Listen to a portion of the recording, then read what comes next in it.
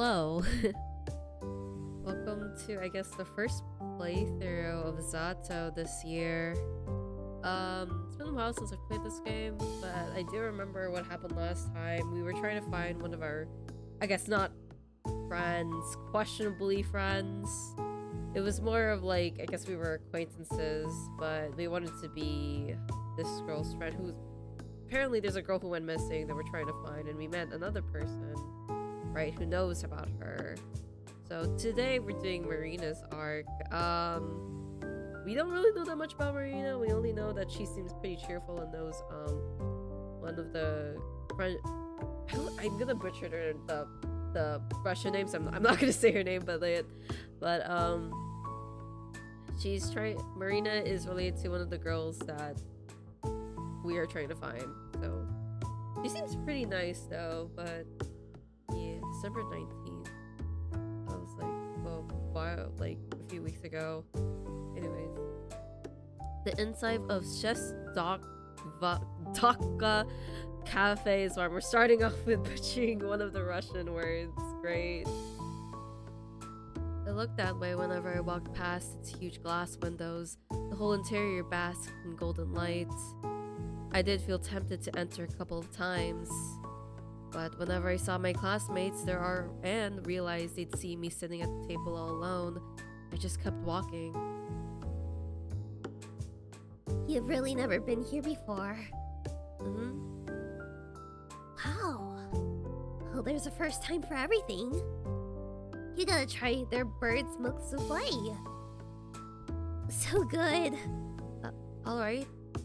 I think my mom brought something home from this cafe a couple of times. Eclairs, Medovic, some other seeds. What's Medovic? Hold on, I want to check what this is. I want to check what this food looks like. I gotta check this out. I hope it looks really good. Maybe it's like a cake or something. Oh, it is like a cake. It's a layer cake. Oh, this looks good. Dude, this looks delicious. Oh, frick. I opened 11 namespace by accident. My bad. Oop, my bad. Anyways, don't remember much, but they must have been good. I always buy my own treats at the store. They're cheap and tasty. Yeah, cheaper than these for sure.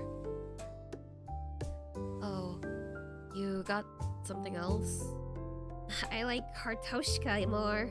Kartoshka. Okay, this is just me gonna be looking through all of these these sweets. Kartoshka. It's a chocolate cake truffle. That looks delicious too. Oh dude, these look delicious. The heck? These look really good. These look like I love sweets, so it looked something I would definitely want to eat. Well, why didn't you recommend it then?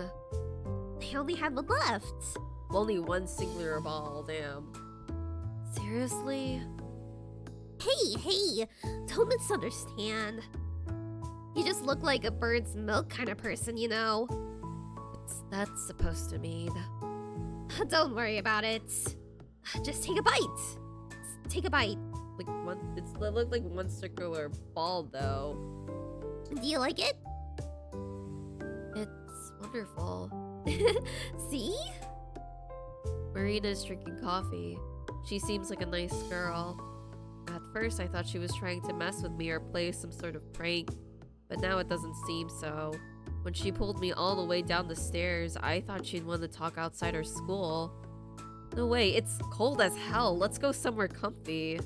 So she said. I glanced around. I suppose it is pretty comfy. Most of the customers seem to be school kids, like me. Though, the adults are probably at work. We sat at a table in the very corner, nestled just behind the window panes and good distance away from everyone else. I look back at my teacup. I wonder what Ira would order here. Right. Marina? Huh? So, you know I met Ira yesterday. Did you see us? She chews and shakes her head. Nope. Ugh. Then, She told me about it. huh? So yesterday, as far as I know, I'm the last person to ever seen her. You met Ira. When exactly? I'm not sure. Around 8 in the evening, I think. Yeah, that lines up. She rang my intercom at half past that. She came to your house? Yeah. She asked me to come out and her voice sounded distressed. I invited her to come. No, let me say this as Marina. Oh. I invited her to come inside, but she refused. No, please, just come down. I need to talk. So I ran down, and Oh. She looked. she looked so shaken. I've never seen her like that before. Not in a long time, at least. Yeah. She looked rough when I saw her too. Right? I tried to calm her down, but she kept sobbing. I can't. You were right. I shouldn't have. I think I don't know. I don't think I can help it anymore. I don't want to go. Oh, she might have been transferred. Uh-oh.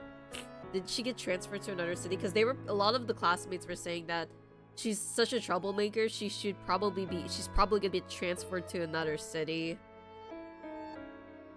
But that would be weird of why they never notified the school though. So that's still something up. I'm wondering if she got kidnapped. That's probably what happened. Either ran away or got kidnapped by the guy that they were talking about, because she was with an older guy, probably in his 30s. It's okay. It's okay. You won't go. Ira, you won't go. No, I know. There's no more time left. That's it. I'm out on Irina. Don't say that. We can fix this. You can still... No. I can't. Nobody can. I can't even write anymore. Oh. I can't write anything. Ira. I held her while she still stood there, weeping. I kept saying the same stuff. She kept saying the same stuff. I didn't know what to do. And she said... She saw me just now, before I came here. Huh? That freaking weirdo. Azia. She saw me like this. She saw me. Weirdo. Her words, not mine. She laughs. Don't take it personally. You know how Ira is. She seemed to cool down a little after that. Sniff. Hey! You sure you don't want to come up? You can stay over at our place if you don't feel right. It's fine. I'm okay. I'll be going then. Wait! Come on, just like that? Yeah. Bye. You're kidding me! And then she left. You didn't stop her? I mean, I can't, like, restrain her. And hey, I could ask you the same thing. You didn't hold her down with her hands behind her back, did ya? No, I didn't. I did just watch her walk away, didn't I? But judging by Marina's story, looks like these two really were friends. What did she say again? She hasn't seen Ira like that in a while. So she's been in a similar state before, and now she's all messed up. All because she'll be forced to leave. So, why can't we tell anyone about this? Well, how much do you know about Ira's family? Admittedly, not much. I know they've had some issues because of, Ira's behavior. They say she'll be expelled and sent away after this quarter. That's about it. Ugh. Well, you're not far off. Uh. Her parents have been catching lots of flack. Yeah, but I still don't really understand it. What do you mean? I mean, even if they're being criticized, sending Ira away, it just feels like they're giving up on her. Well, what do you suggest they do? Huh? We only have one school. If Ira gets expelled, she has to study somewhere. That's true, but it feels wrong. There must be other options. I guess some people learn at home, but I'm pretty sure you gotta be disabled to get approved for that. Oh damn. I wonder if that's like a legit law in Russia then. And who's gonna teach her? Her dad works at the institute and her mom's a nurse. No one has time for that. Wait, I thought her mom was... I don't like it either, but I can see where they're coming from. I looked down at the cake I've been aimlessly picking at. She's right. I was so quick to cast a moral judgment. Did I expect her whole family to move just because of Ira's poor attendance? Did I expect them to come begging on their knees for the board to keep her enrolled? It's just so childish. I understand, but what does this have to do with keeping silent? Do you know Ira has a little brother? A little brother? I had no clue. She does. His name is Tolik. Funny kid. I really had no idea. And that's okay. You see, it's true, Ira's parents haven't had it easy, but Tolik's got it so much worse. You know, when adults are cruel, they try to be subtle about it. Kids don't. It's not so bad when you're in kindergarten. Sure, some kids won't play with you because their mommy told them not to, but they're still too small to really get it. It sucks, but it's not the end of the world. However, she's going to school next year, so right after her sister gets expelled, that's one hell of a legacy to walk into. Oh. No pressure, right? At least nobody will expect too much from him. Don't say that. Sorry, bad joke. But my point is, everyone knows that it's gonna get worse. I can imagine. Yeah. So on top of all that, picture how people will react if they find out his sister was unstable. Ira's already prone to anger.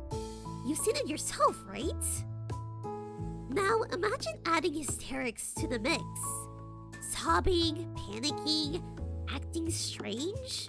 Not a great look. Well, that's a bit rude. I wouldn't call what Ira did hysterics. I wouldn't either. But you know how they're going to paint this. Word spreads fast. You say anything to the teachers or police, the next day everyone in town will know. That's what I think. I don't think it will help anyone, Asia. But maybe it could give them a clue. What clue? Well... If anyone should give a testimony, it's me. I saw her last, right? Oh, right. That makes sense. Well, I told him I saw Ira from our apartment window around that time. You know, without the part where I came down to talk. But I don't know how helpful that will be. She seemed to go in the direction of her house after we met. But I didn't exactly, follow her home. So not much of a pointer. At least they did know she didn't leave the city. Border control could tell him that much. Right? This sure is a pickle. I've had my doubts about reporting from the start, and now Marina has solidified them one by one. Tolik, this really could harm Ira's little brother. If that's the case, are we really supposed to sit back and do nothing? I don't like the idea of that. There's one more thing I wanted to clear up. One burning question Marina must know the answer to. By the way, Huh? you seem to be a good friend of Ira's. Maybe you know something about this. Good friend is generous. I mean, I guess I am. Just don't tell Ira that. She'll break out in hives. Oh, no. Really? Yep. She said my jokes get on her nerves. Can you believe that? Yeah, I believe that. What? Mean! Sorry. I'm used to the abuse. Wait, that gives me an idea. Huh? Let's climb a roof and yell some crap like Roachka Marinaka! Best friends forever! That girl will come back just to choke us. Hold on.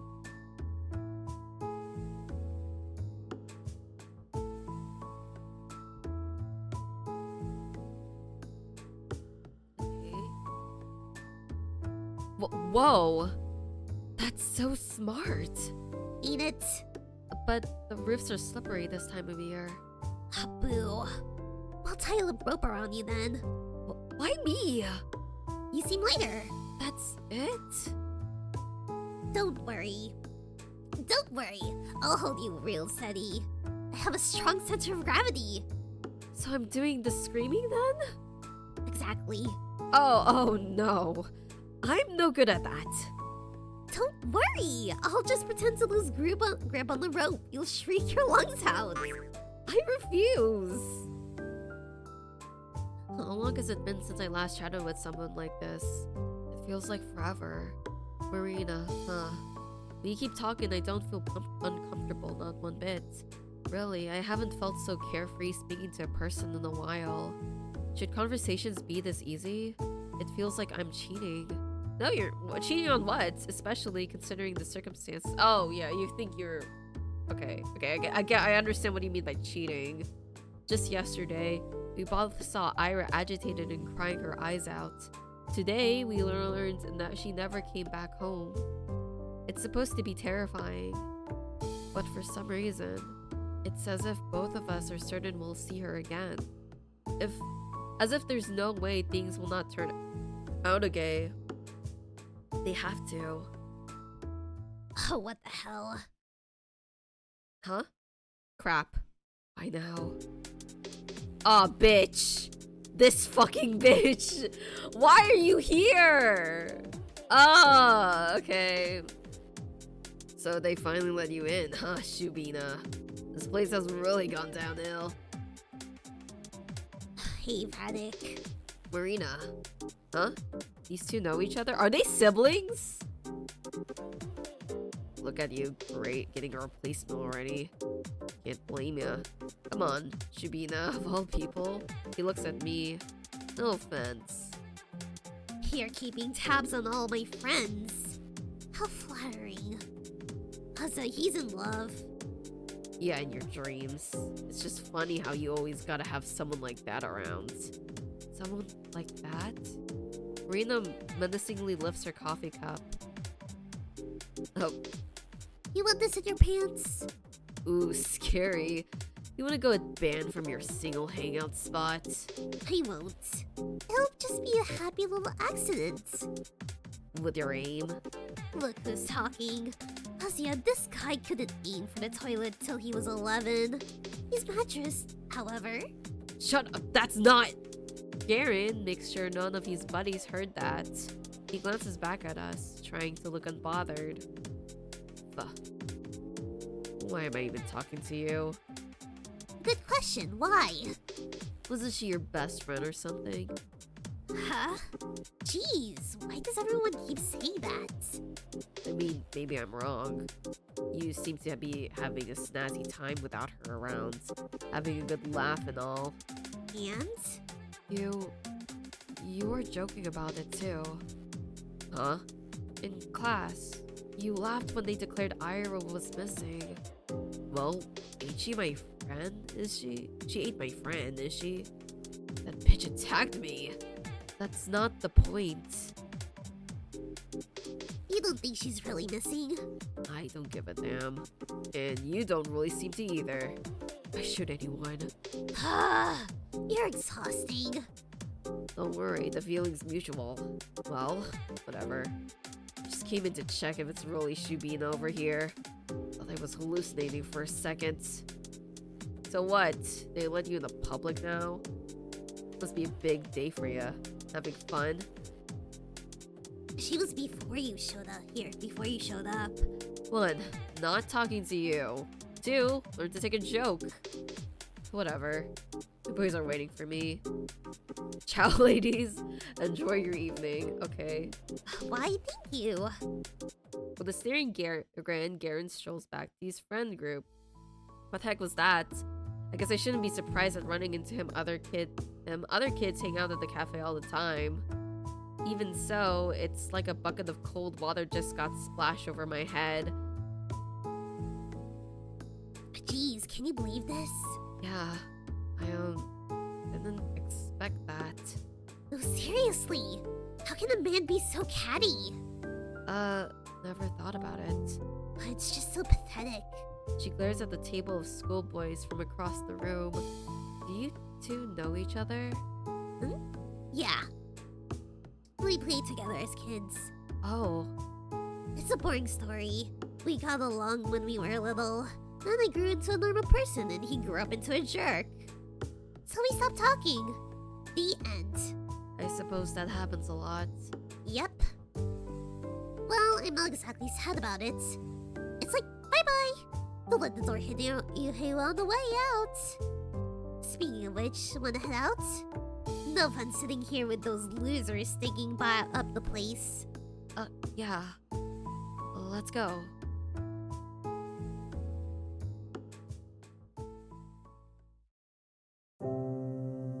The cold immediately stings our noses as we step outside. The sky is just as dark as it was when we went in an hour ago. It's a deep violet, one of my favorites. Marina huffs and grumpily pulls up her scarf. Man, I wish we had more cafeterias or something. Huh? Well, there's the pub. The pub? I guess we could get in. I've been told I look mature for my age. Is she seriously considering that? Also, who told you that? If you want to sit somewhere, we can go to the, library. I realized how lame of a suggestion that was halfway through the sentence. Ugh! And here I thought I was doing alright. Library? Huh, never thought of that. Well, it's rather nice if you just want to, be at peace for a bit. Whoa. At peace. Peace and quiet's important, yeah. Self-reflection, meditation, contemplation, like Buddha and stuff. Yeah. I hear you, I get it. Buddha. It sounds great. I'll try it sometime. Thanks. You're welcome? I think I'll go home for today, though. Yeah, that's alright. I was thinking the same. Cool then. It was nice talking to you, Asya. Sorry about the whole Vatic thing. Oh, no, don't worry. It's not your fault. He just came up to us, so... Nah. I kinda made it all worse. That guy just drives me up the wall. Yeah, that's fair. Guess I and have that in common. Did she really throw a freaking chair at him? Yeah. Yes, she did. Hey! Huh? I'm sure she's fine. You are? Yeah! That's probably sounds silly, but it's like I believe in her. No way she could just go and disappear like that. I think I get what you mean. I was really tough. Exactly. She's not going down that easy, yeah? Yeah. Yeah! Well, I'll be going then. See you around, Asya. Bye-bye. See you.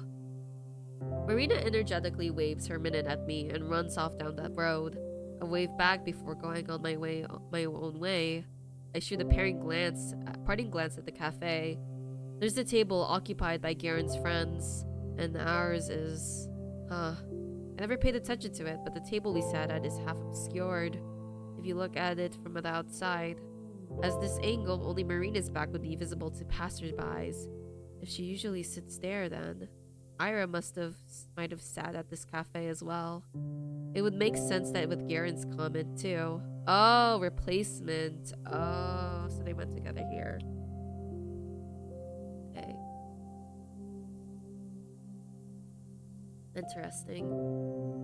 She must have only gone there when Marina dragged her in, and they sat in that same spot that made Ira invisible to anyone on the outside.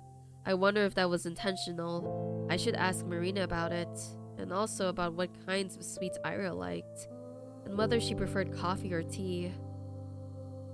When Ira comes back, I guess. I can't wait for Ira to come back.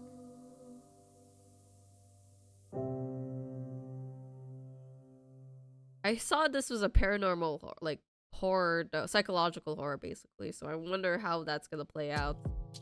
I forgot. I totally forgot. Karen came up to us and it just slipped my mind. I wanted to ask Marina about the man Ira was seeing. Oh, yeah, that too. It doesn't feel like something she would do, but after everything I've learned, I'm not sure if I knew Ira at all. We don't talk much at breakfast, but I asked my parents if they heard about her disappearance in the morning. Dad said about what I'd expected. Grachevska's daughter. Yes, we got a notice. You know Ira's dad? Did you see him yesterday? No, we're not acquainted. I don't think he came into work. I see. Do you think they'll find her? Of course they'll find her. It's not a big city. That's true, but there's still been nothing since the news came out. It's been a day. The police would know if she left through the control post. I suppose. It just doesn't feel like anyone's looking. They are. A few of my colleagues went in for questioning. Really? Nothing came out of it. It's just a big waste of time. I don't see what someone's teenage rebellion has to do with us. Mom slowly shook her head. Poor girl. This made me feel a little more determined. It's clear the attitude towards the case is pretty much the same between both kids and grown-ups, but it does sound like there's an actual investigation going on, so the police aren't just sitting back. At least there's that. No updates. I haven't heard anything. Yeah, me neither. Boring. The boys at the desk notes to me are copying my homework. God damn. Poor Azia. Everything is already back to normal. The same conversations, the same digs. Hey, at least Jubina here got herself a new friend. Yeah, what's up with that? Got kicked out of the library? I can't go to the cafe now. Look who's getting sassy. We're only curious, you know. It's rare to see you crawl outside your little cave. And what of it? We're just so proud of you, putting yourself out there and all. Wanna hang out with us while you're at it? No, fuck you. Go somewhere else. Man, what are you doing? What? It could be fun. No, it couldn't. Shubino, don't listen to him. Well, how about it? Come on. You're probably all sad after your Arachka went with Mia. MIA. No, Mia MIA. You gotta cheer up a little. She's fine. Leave her be. Why are you insistent, Adam? What are you gonna do? He's gonna bully us? You know, okay, wait. The thing that's weird is that he's like, hey, hang out with us, but his friends are like, no. I'm wondering if he's doing a plan, though, because I do not trust this guy. We can all go to the movies or something. And how's that sound? I don't... Jeez, he's just messing with ya. Adam, drop it already. Dude, don't ruin it. She was about to agree. You're such an asshole, ha. I was going to... I sigh. It's always gonna be like this now, huh? Ira might come back soon, but once she's transferred, that's all I'll have to look forward to every day. Don't they get tired of this? It's always the same jokes. Although... It won't get any better if you keep doing this. It will only get worse. Azia, fight back! Fight back, Azia! You can do it! I believe in you! Where's, I'm trying to imagine what they'd be like. She talked about it as if I were being bullied, but that's not really the case. You are being bullied! You are! Everyone who's been with Adam has bullied her. We've all seen Scarecrow. We know what actual bullying looks like. Yeah, what's happening to you right now? Nobody's hurting me or destroying my clothes. The worst I have to deal with is some tasteless jabs. If anything, I ought to grow a thicker skin.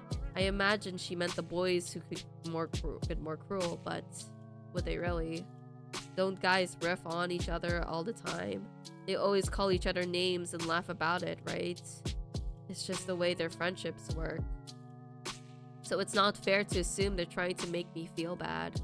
And if they aren't really trying to be mean, what reason would they have to be more cruel? All things considered, they've been treating me rather politely. I mean, I've never been called a dumbass or an asshole, so I know it was a joke, but speaking hypothetically, would it really be so bad if I went somewhere with them? They may be a bit rude, but I'm also, well, I'm kind of a wuss. So, no. What are you thinking? Huh? Did you forget? What? Did you forget the last time they caught you all alone? That was a prank. That time. No. It was my fault. I just overreacted. I always do. You will overreact again. It will happen again. But Garen wasn't with them. It wouldn't happen now. It wouldn't be the same. That's right. He'll make it worse. Sorry. You're right. I understand.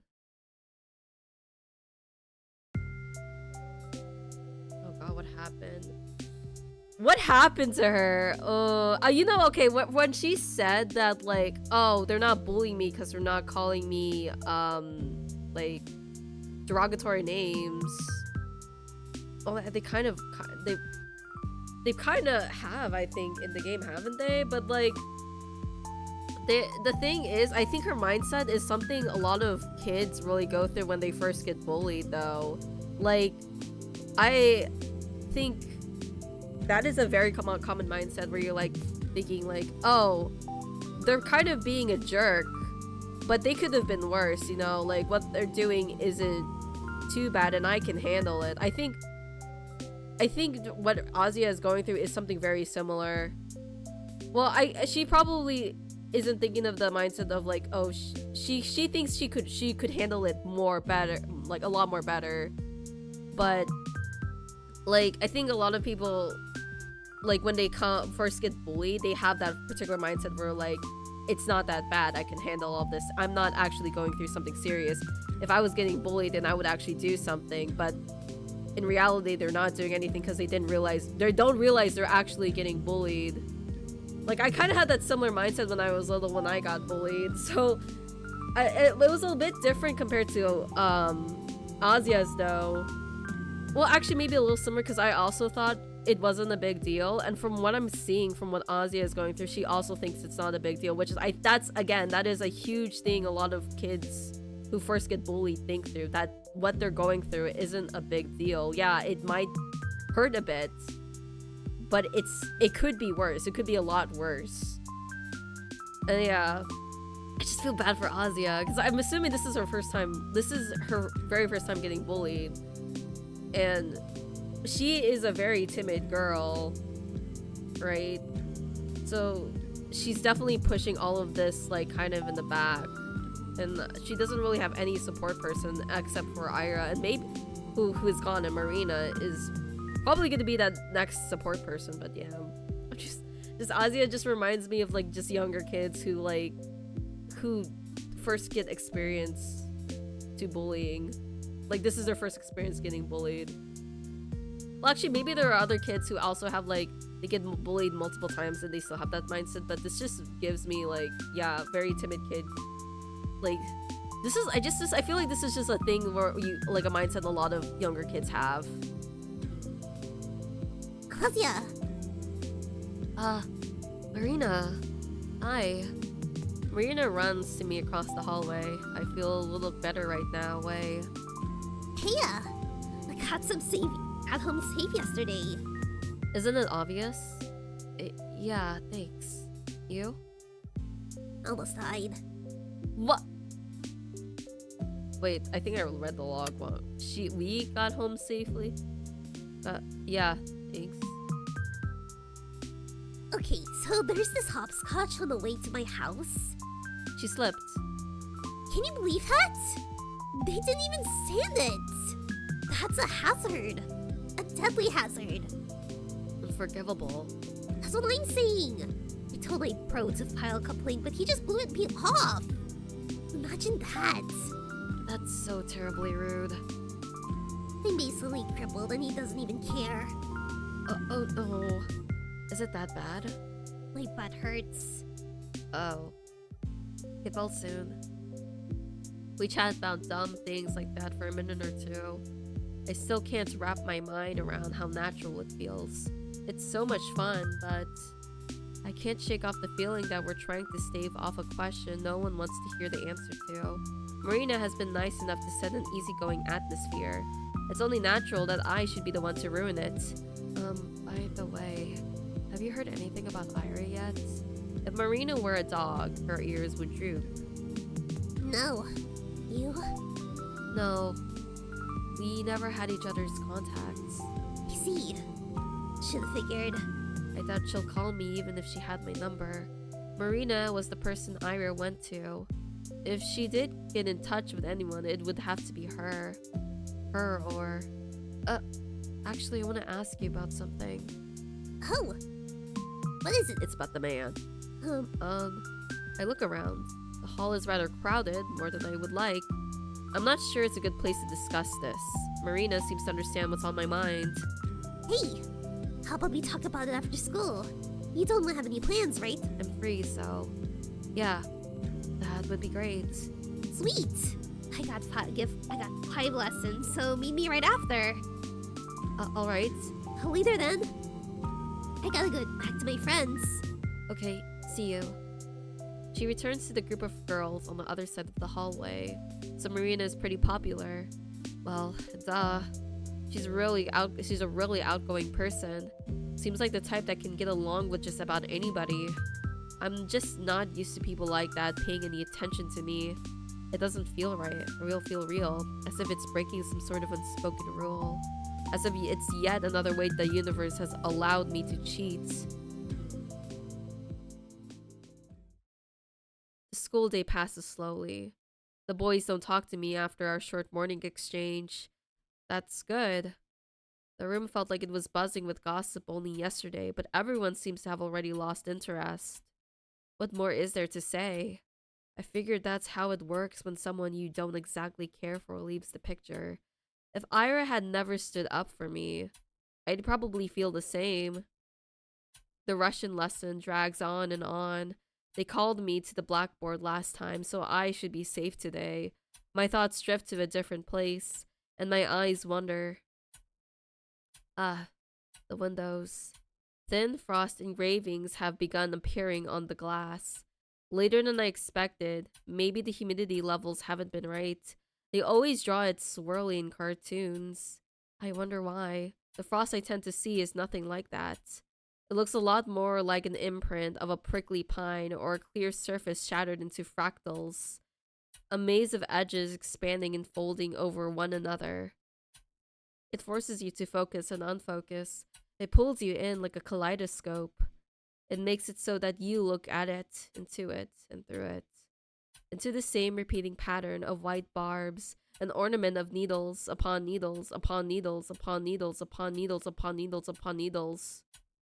A glass that's shattered without being broken. An edge without a piercing point. I think I've seen something like that before. Oh, why is it purple, red? What's happening? Everything's expanding! Right. It's just like that time. The pattern manifests itself in jagged lines. It draws closer and closer. It invites me in. I almost understood something back then.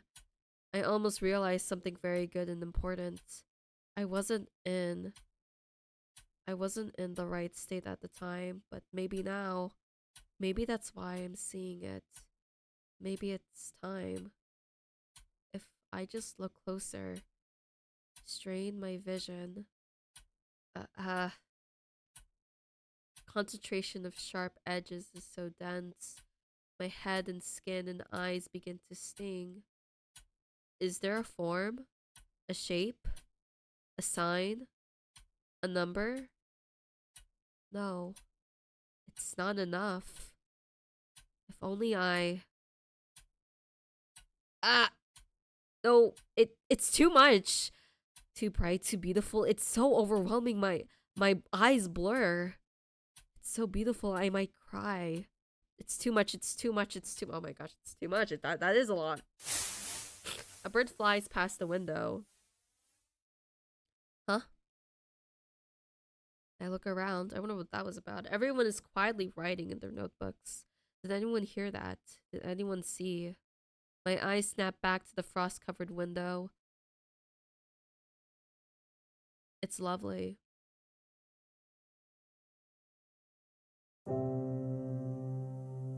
Okay. The snow is falling lightly on the yard. The long gray clouds glide placidly across the tundra. I stand by the main entrance and wait for Marina to show up. She should be free at the same time as I. So why isn't she here yet? It's been a couple minutes. Thought occurs, or rather an unpleasant memory. The letter prank from many weeks ago. Could she have been... No! That can't be it. Marina isn't like that.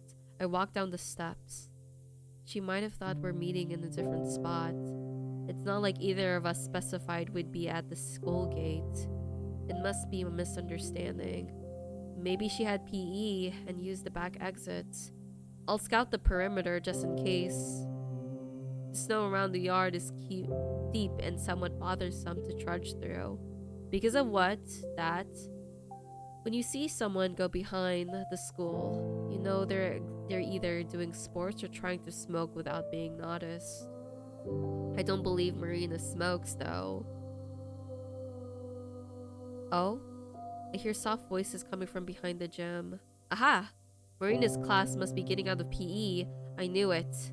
Maybe I can catch her there. Don't mess with me. Stop playing fucking dumb. Quiet, damn it. I told you, I don't know. I'm sorry. What? You know what's going on, don't you? Think I forgot?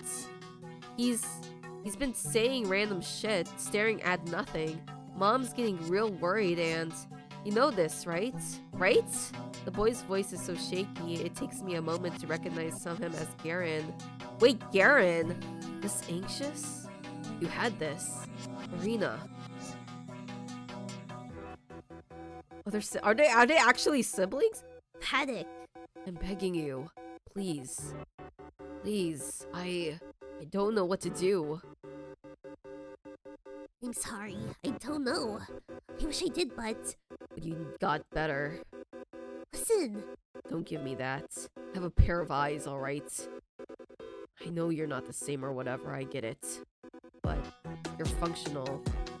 So I need to ask you, please. God, what? Crud! Run! No! I wanted to back off all sneaky like, man, did that backfire. Why did I have to slip? Kazuya! You. Don't kick me! Don't hurt me! Don't punch me! Hold on! Before I know it, Garen pulls me up in the front of my coat. You little bitch. Think you can eavesdrop on people now, huh? I didn't! Hey! Let her go! She was listening to it on us. No, I said let her go! He grimaces but loosens his grip slightly. So, Shibina, I was waiting for Marina. We were supposed to meet after school. That's right, we were. So, I thought we'd meet by the gate. You weren't coming, so I thought I'd look for you. And when I crossed the corner here, I slipped and fell. Jeez, are you okay? Yeah, I think so. So what, you're saying you didn't hear shit? No, nothing! Yeah, right. Suck at lying, Shubina. I'm not! Damn it, Vatic! Drop it already! Whatever. Sure. Ah! He almost throws me to the side. Marina runs up and saves me from yet another humiliating fall. Piece of shit. I don't believe you for a second. Blabber about this to it. Try blabbering this to anyone. See where it gets you. Watch your tone! She's got nothing to do with it! You're defending her? Why? You know she just heard all the stuff about you. You want help or not? Garen clenches his fist. Marina doesn't look at him, instead helping me get the snow out of my clothes. So, you have a way. We can talk later. Oh wait, no. Not now. I mean, she totally heard everything we said, right? Might as well. Actually, why don't you do a little recap? How about it? Come on, go ahead. What? She doesn't really need to know more, though. I mean, yeah, she heard a bit, but she doesn't need to know more. I think you're being clever. This'll come to bite you in the ass, Marina. Huh. Yeah, I think I had enough of you today. Yeah, let's go. She grabs me by the arm and pulls me in the direction of the schoolyard. Does she just like dragging people around? Hey, Marina. You know where to find me. Marina doesn't turn around to see Garen's barely hidden pained expression. He glares at me. For some reason, it doesn't scare me at all. Oh, I guess we've gotten used to it. Before long, we're out on the streets. Marina runs her hand across her face with a frustrated moan. Oh, what a mess. Sorry you got dragged into that, Asuka. No, I'm alright, Asuka. You mean Azia? I should be the one apologizing. Man, I knew I should have brushed him off. That jerk came up to me and he said he needs to ask something real quick. Really? Uh-huh. I thought, well, if it's only for minutes, worst mistake of my life. I'm sorry. Maybe if I came faster. Cut it out. That's what I get for entertaining him. So, how much did you actually hear? Huh? It's like what I told you. I didn't catch anything, I just slept. Really? You can be honest, I won't bite. No, I'm serious. I only heard some muffled voices. I didn't know it was you. Okay. That's cool then. So, is everything fine? He was in a really bad mood. No kidding. Been a while since I last saw this guy so cranky. I'm all good though. If you say so. Please be safe. Tell that to Vatic. That squirt better watch out. She probably slaps her bicep. I've been to the gym. I can fight him back. I've held weights. 10-kilo deadlift. That bum doesn't know who he's messing with. Whoa. I'll let him know. Marina's voice sounds so carefree. Does she really believe me? If Garen's right about one thing, it's that I'm just not good at lying. But you know what? That doesn't matter. Marina would be the happiest if I forgot about it all. So that's what I will do. And then my lie will circle back to being true. Bet you didn't think of that, huh? Bitch! Anyways, I'm hungry as hell. You wanna grab a bite? What about the question of the man? We can go hang at Ja's dock again? Says the Jaka's nice, but I don't have that much allowance left. Hell, I hear ya. Wait, don't tell me I made you empty your pockets yesterday. I didn't know you were running short. No, don't worry. I'm glad we went. I've been looking for an excuse to eat there anyway. We could get something from the store this time, if you don't mind. Sure thing. I was just thinking, wow, it's perfect walking weather. It really is. We leisurely make our way down the street, chatting about this and that. Turns out Marina goes to the cafe several times a week with different people. Classmate A on Monday, classmates B and C on Wednesday, classmate D, E, and F on Friday, and so on. Sounds fun in theory, but I'd probably die if I had to live like that. It's not that bad. Come on, you drink some water.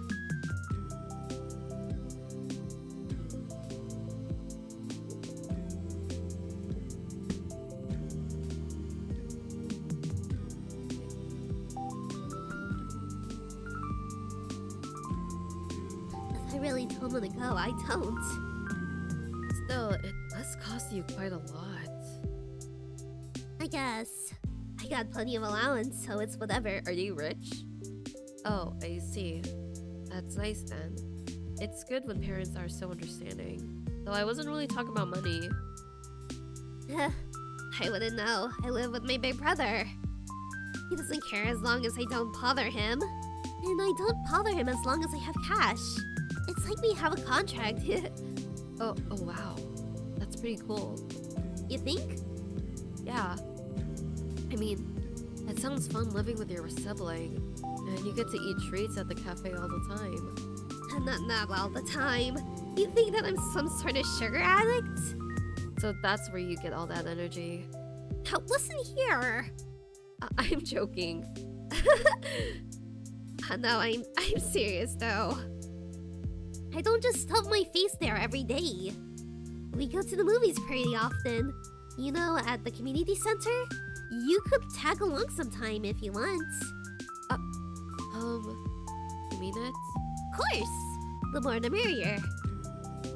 Though I don't know when we'll get any new films over here. Oh, I heard they're bringing up an American flick next week. We have to go. But really? I'd love to. Then it's settled. The whole time Marina and I are browsing through the aisles of the department store, I can't get this invitation out of my head. We'll go to the movies. Go to the movies! To a Hollywood film, no less! I'm so happy it's Saturday! And next week can't come soon enough. Isn't that funny? I got the same kind of invite just earlier this morning. But everything about that, even if those boys were only joking, everything about that made me feel disgusting. Funny that. Man, I can't wait to get out of here. At the store? The city, dummy. Really? What? What, you don't? Well, I like it here. I think it's pretty. Can't argue with that. I just wish there was more to do, I guess. I know they're planning to expand the place. They'll take the barracks down in spring to build new blocks. And then there's talks about a new sports complex. But that stuff will take freaking years. I'm bored now. Oh, I had no idea about the barracks. Really? You really live under a rock, don't ya?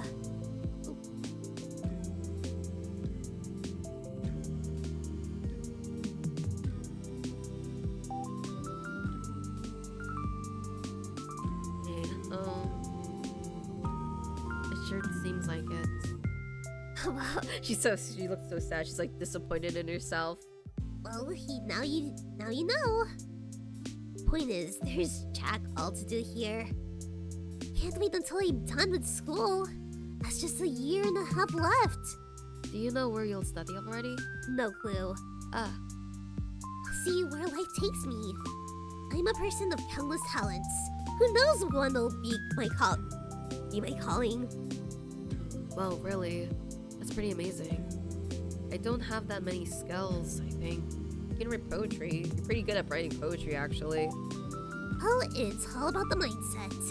I'll make bank anywhere if I can just put my mind to it. As long as if it's not math, I'm really bad at math, or bio, or English, or chemistry, or physics, or Russian, or history, oh my god, or lit. Girl, what do you think? What are you good at?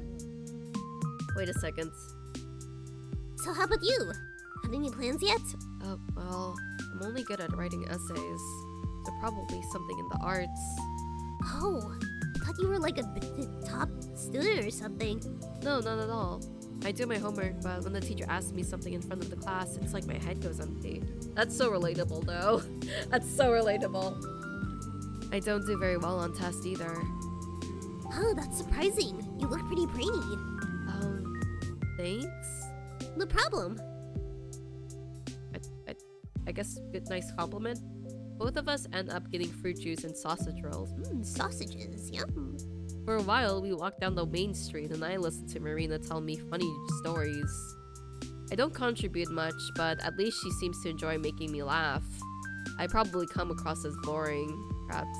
I'm way too easily impressed by mundane things. I look into her smile. It's lovely, and I'm not sure I see anything behind it. But Marina is a very nice person. With nice people like that, it's hard to tell. Maybe she thinks I'm lame, but doesn't realize it. Maybe she's stifling that feeling down out of goodness of her heart. Maybe one day it will become too heavy, too unbearable, and that's when she will exploit me for all the times I've acted strange or looked too ugly next to her. Hold on, we are overthinking this. Azia, calm down. Calm down, we are overthinking this. The day is getting closer with each passing minute. It's rapidly approaching and she's none the wiser. But that's fine. I know it's coming, so I will prepare. Until that day, I'll enjoy my time with Marina to the fullest. The small repost didn't come out of nowhere. I understand. Ira, who was supposed to be here until the tail end of December, went away. The same Ira that came as an answer to all my prayers. Bringing her to me probably cost the world a lot of effort. And when all of that effort was cut short, well, Garen called me a replacement at the cafe. Maybe that's true from his perspective. Maybe even from Marina's. But from where I'm standing, Marina is the substitute for everything that Ira stood for. My hope, my shield, my happiness. It makes sense she appeared as soon as Ira vanished. In fact, it all lines up so perfectly. I'm surprised I didn't notice it right away. Of course, that's what it is. But then I'm not certain why it isn't working like it should. It's not Marina's fault. It's not the fault of the universe either. The leaves only one other suspect. Me. Something in my brain just refuses to connect. It feels amazing to have someone like Marina go out of her way to talk to me, even if it's only because Ira is missing. Nevertheless, I can't appreciate it fully. I can't get lost in it in the way I'm clearly meant to. As if it's not enough. As if you're not enough, Marina. I still keep thinking about Ira all the time, damn. It's only been 2 days since I last met her. 2 days are no reason to panic. Of course, I saw her crying, but it's probably okay, right? Her taking some time for herself is nothing new, and she's really tough, so she'll be fine. Of course she will. Everyone being so blaze about her vanishment seems vapid, but when you look at it objectively, the situation isn't that alarming. I'm just being a crybaby about, anyways, or you're just being concerned friends. There's nothing wrong about being that. There's nothing wrong with, being concerned, even though everyone seems to be unconcerned. Then again, that is a harmful way of thinking. If I believe the universe has let something bad happen to someone like Ira, then I'd be doubting the world's sense of justice. Not only that, but I would also be rejecting the privilege I've been given. I want to draw an apt comparison, but all my metaphors are all falling short. Maybe. I'm like a child who was gifted a doll, lost it, and then started to pout when the replacement wasn't identical to them. No. See? That's what happens. I start comparing wonderful people to toys. What's wrong with me? Even when trying to explain how ungrateful I am being, I find the most despicable way to do so. I really don't know if I have a soul at all. Are you okay? Marina looks at me expectantly, holding her hands up to the hot air stream. In our aimless strolling, we've reached the warm vents next to the back entrance of the research center. The snow around the chutes has melted, forming uneven splashes of dark soil lovingly sprinkled with months-old cigarette butts. Whatever. Yeah, why? You look kinda down. If you're tired of my blabbering, you can just say so. I can get a bit carried away. No, I was listening, really. Yeah. I just figured you'd be so polite to tell me to shut up, huh? I wouldn't. I like listening to you. Honest? Yeah, honest. Your stories are fun. And you have so many friends, I'm surprised at them. I appreciate you making time for me at all. Please. Am I supposed to sit on my butt eating cake while Ira's gone? I mean, just yesterday. We actually have important stuff to talk about. And heck, it's nice to break off from the schedule every once in a while. Variety is the spice of life, yeah? Right. I kind of put a damper on your plans. Sorry. Dude, I just said it's cool. I like talking to you.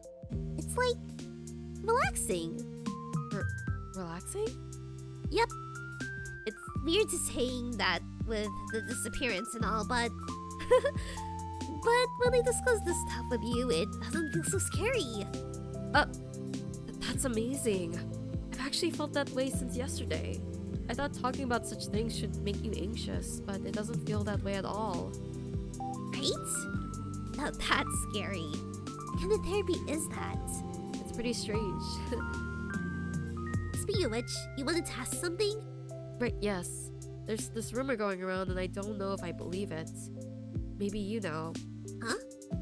Was Iro seeing someone? Older man? This. Figures you'd hear it eventually. Yeah, I thought it might be true at first. That Ira could have eloped with that person or something like that.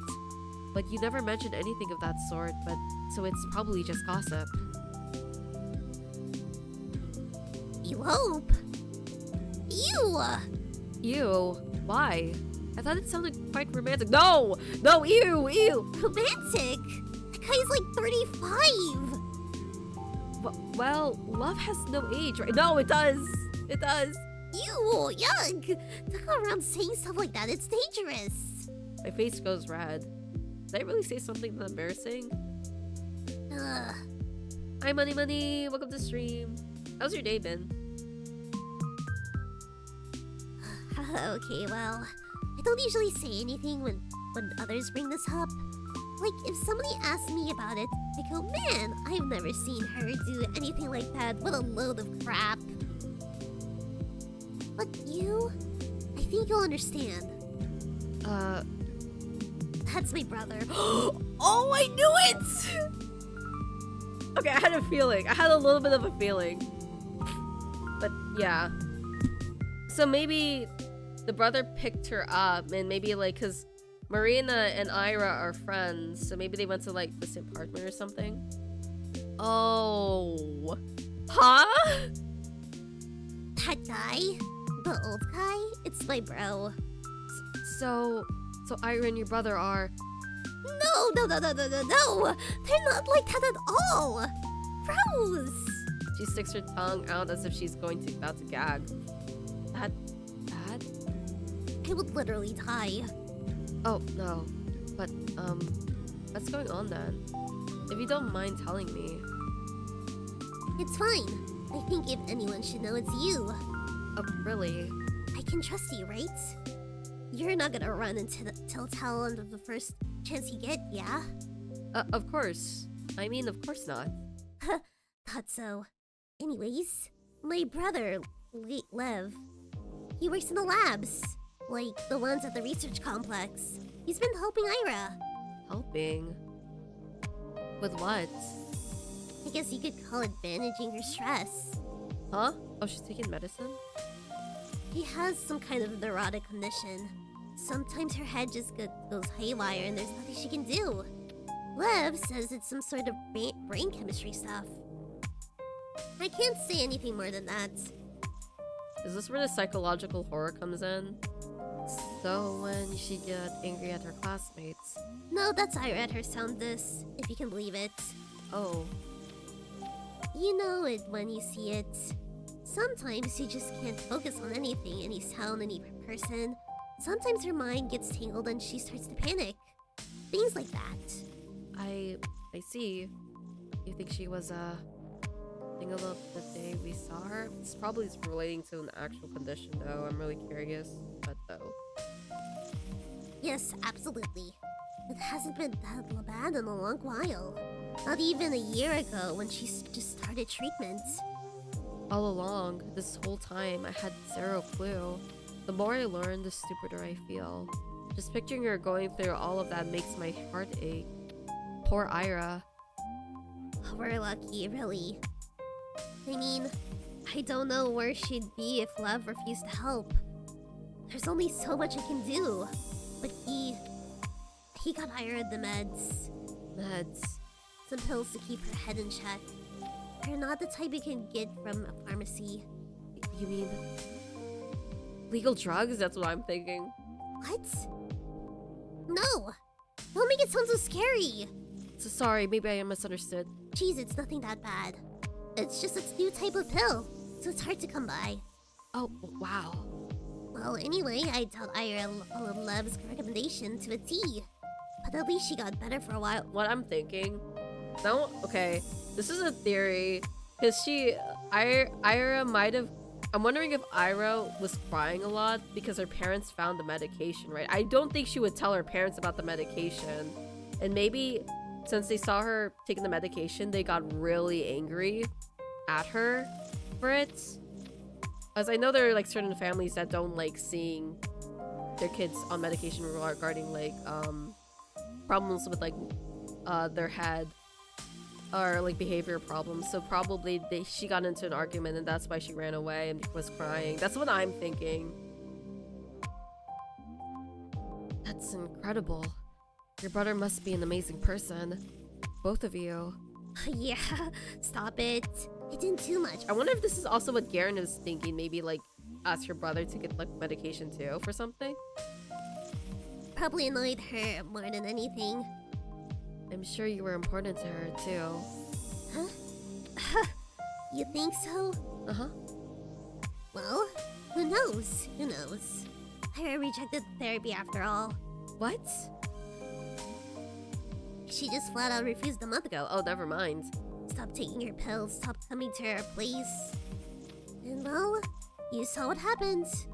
But why? She was feeling better, right? You said it helped. Maybe it's also maybe the parents also have something related to this though. Marina solemnly shrugs. She just decided that she didn't want it anymore. Meds can have some awful side effects, so I can't really blame her. Especially when it comes to like medication for the behavior, like neuro related medications. I've heard they have like a lot of side effects. Like I know certain ones are pretty tame, but there are others that are pretty bad. Still, I wish she talked it out with us. Without the pills, those states will only worsen. Why didn't you say any of this earlier? Huh? But why would you keep this to yourself? Why wouldn't you tell anyone she might be in danger? What if she just gets injured when she's in that state? Are you seriously asking me that?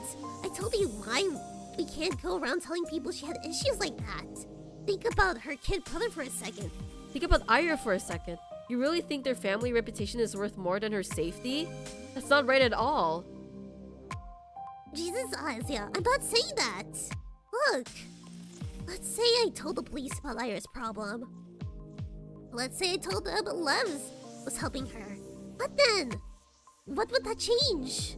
Would it point them towards the location? A culprit? Maybe it'd give them a motive. Yeah, I guess there's that. But so what? What do you mean, so what? They'll know she didn't run away just because she was rebelling or throwing a fit or anything silly like that. Then everyone will understand it's serious. Everyone will work hard to find her. Maybe the city... Oh, why is she laughing? Marina's bitter laugh is sharp enough to sting.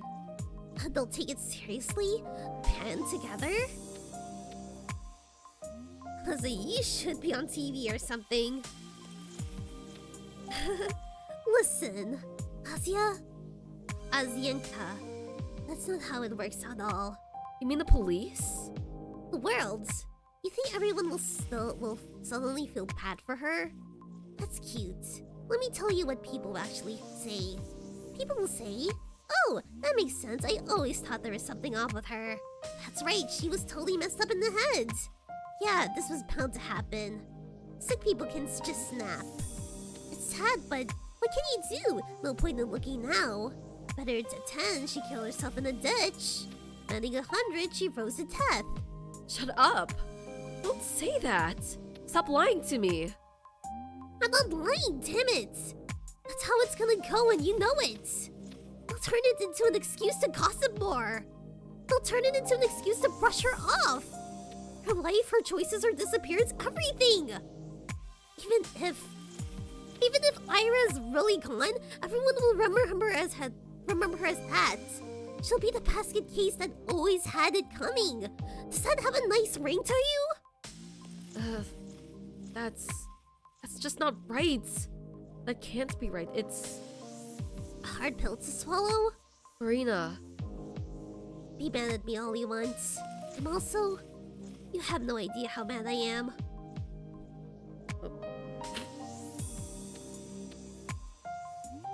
But if I betrayed Ira's trust like that, I'd never live in town. I'd hate myself for the rest of my life. So why are you telling me this? Because she told me you looked up to her. So I believed you'd understand. Maybe I was wrong. No, what? You think Ira would want us to tell everyone about this? Think she'd come back to thank us? Send a blessing from beyond the grave? Don't talk about her like that. Huh? Come on now. Asuka.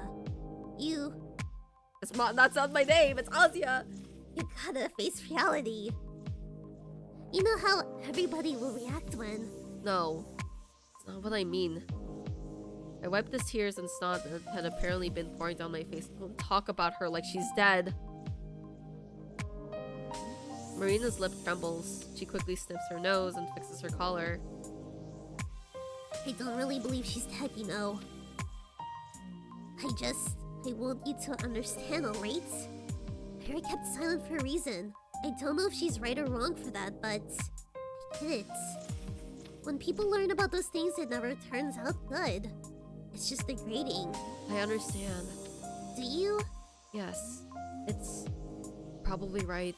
Not about everything, but Ira. I can understand that. But Marina, you're also afraid, aren't you? Huh?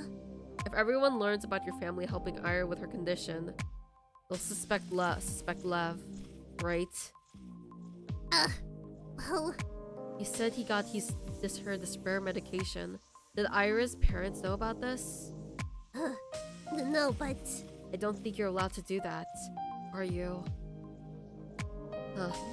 Marina, you're a little selfish, huh? No, I'm just... It's okay. I know you're worried about Ira. Really. You helped her because you cared about her, right? Your brother, too. Of course we did. Yeah. So please, don't pretend. Don't pretend you're keeping quiet only for her sake. Or for the sake of Tolik. I'm not pretending! I know! I know. I just wanted to say... I don't think it's bad that you're also worried for yourself. That's all. Yeah, sure. I'm not scared to get in trouble. There. You don't have to say it like that. What? I'm saying it. I'm putting it out there. I don't want to get in trouble. I don't want my brother to get in trouble. I don't want him to lose his job. Is that what you want me to hear, Asya? Marina, please. I don't want to fight with you. You're the one who started screaming at me. I don't want to fight either, you know. I'm sorry. I shouldn't have yelled. Just please forgive me. Jeez. Oh, why so serious all of a sudden? It's not a big deal. Maybe. Thought it was important. Sorry. Don't apologize. I feel like a total bully now. Oh, sorry. I'll stop. Don't say that. No, cut it out. Don't look at me like that. Don't look at me with those puppy dog eyes.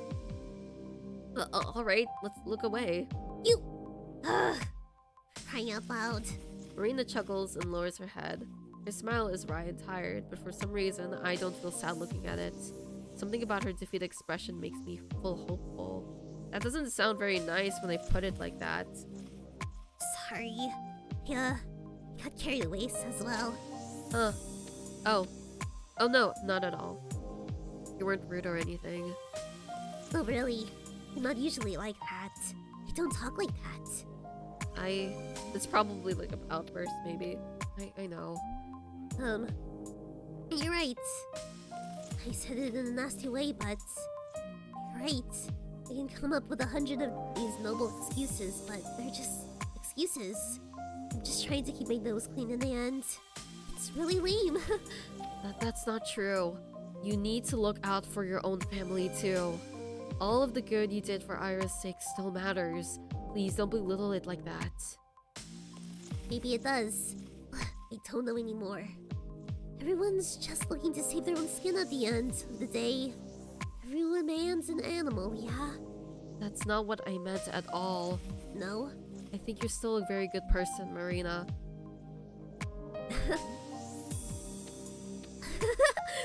You're a funny girl, Azia. What? Really, I don't know what to make of you. I don't know how it works, but I just want to trust you. How to explain? It's kinda... It feels like you'd never judge a person. Really? Uh-huh. At first I thought you were, like, really innocent. Not dumb, but maybe a little dumb. Sorry. I don't think that's really true, though. I don't think you're naive. You know, I can usually make an easy read on people. With you, though, well, maybe it's because I only met you yesterday. But you're really nice, Azia. Nicer than I could ever hope to be. No, please don't say that. Nice is meaningless when applied to me. I'm not really charitable. I'm not really kind. I'm not really honest. I've been nothing but a hypocrite this whole conversation. But Marina says all of these things so genuinely. I don't have the strength to shut them down. It's like that love letter, only the other way around. Kind words aren't really true. This time I am aware of that, while Marina herself has no idea. Does that diminish the value of those words? No. Marina didn't choose to be wrong. Kindness can be misguided, but it still deserves appreciation. Real or not, it deserves gratitude. Thank you. I'm not sure if what I said counts as a compliment. Of course it does. I look into the world. A world where everyone is kind to me. A world where every sight I see is beautiful. An unjust, lovely world. Its kindness is misguided on a scale that I can't even fathom. But calling it misguided is an insult to the universe itself. What do I know about what's worthy and what isn't? At most, I'm a conceited gnat. I shouldn't even try to understand what's and why's.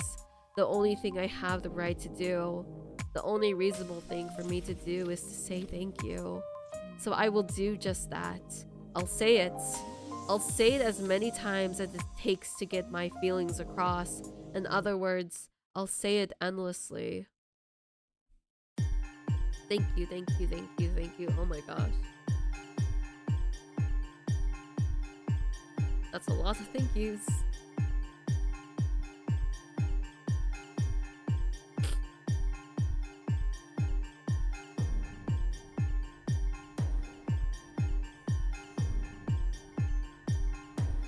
It's not enough.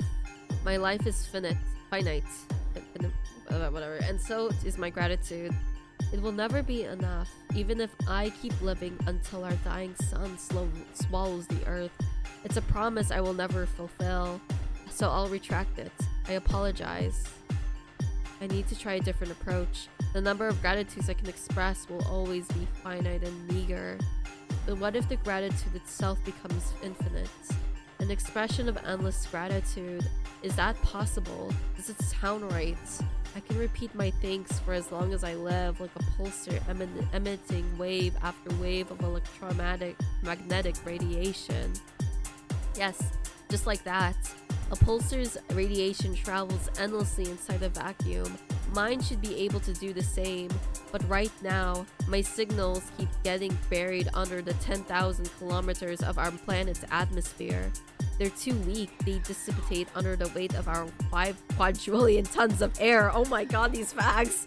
Well, not as much as they travel straight up, but I'm not good enough at math to do the numbers. All I know is my signal isn't strong enough. So then, what can I do?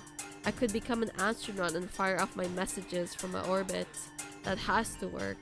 Except I don't have anything it takes to be an astronaut. The next best thing would be to send a strong radio signal from the surface. But sending a transmission powerful enough to break through the Earth's atmosphere requires equipment that's way out of my reach. It's the same realm of possibility as me actually traveling to space. But then, what other options are there? How can my podcast persevere? Right. Isn't it obvious? Of course, it's so much like me to rely on others. It's so much like me to look for external means of getting what I want. The answer is right there, right in front of my nose. The answer is in my reflection. It's staring at me from the bathroom mirror. Oh my gosh, hi! Me. It's all about me. I am my own parabolic antenna. The strength of my signal is decided by my own level of gratitude. It's a matter of my resolve. It's a matter of admiration. It's a matter of dedication. And if my signal is unable to pierce through the sky, that's a personal failing of mine. That's something I'm responsible for fixing. Can I do that? I can. Naturally, I can. Any point made against that will be an excuse. I just need to work hard. I need to work hard as that I will feel as so much more grateful. I need to overflow myself with adoration. I need to overflow with reverence. I need to overflow with love. If I fail to do that, my voice will never make it the cosmos. And then, when I'm so overwhelmed with grace that I could die, I'll get up to the highest point atop the sea level that I'm unable to reach. I'll climb up high, I will look into the sky, and I will angle myself so that the trajectory is just right. Then I will start my own most powerful transmission to date. I will scream thank you and I love you so loud that all of the people in the radius of 3,000 kilometers will feel it in their hearts and bones and muscles. And their TV signals and radio break. And the next day the whole world will report a radio signal and unprecedented strength blasting from the communism peak. Although maybe Mount Elbrus is more realistic. If I remember right, Dad climbed it when he was in university. At least he has a pin from them there tucked away in one of the drawers. Maybe I should ask him about it. No, better not. He's tired after work. I should go to my room. Tomorrow's the weekend, so I can stay up late. I don't need to do any homework today either. I have the whole evening to myself. I will rest, and starting tomorrow, I'll work harder than ever before. I love this world with everything I've got. Damn. Oh, okay.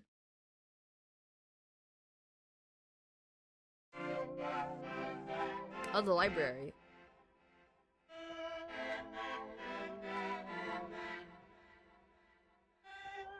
Okay. The world is so bright. A sunless day allows. It's December 21st, so 2 days have passed. Technically, or what? Wait. Actually, no. Not 2 days have passed. The air is clear and soft despite the cold. The statue on the main square shines in silver. I have already made my rounds around the city. It's been a wonderful time as usual. I've seen all that there is to see. I've admired all there is to admire, is what I would say if I were a liar.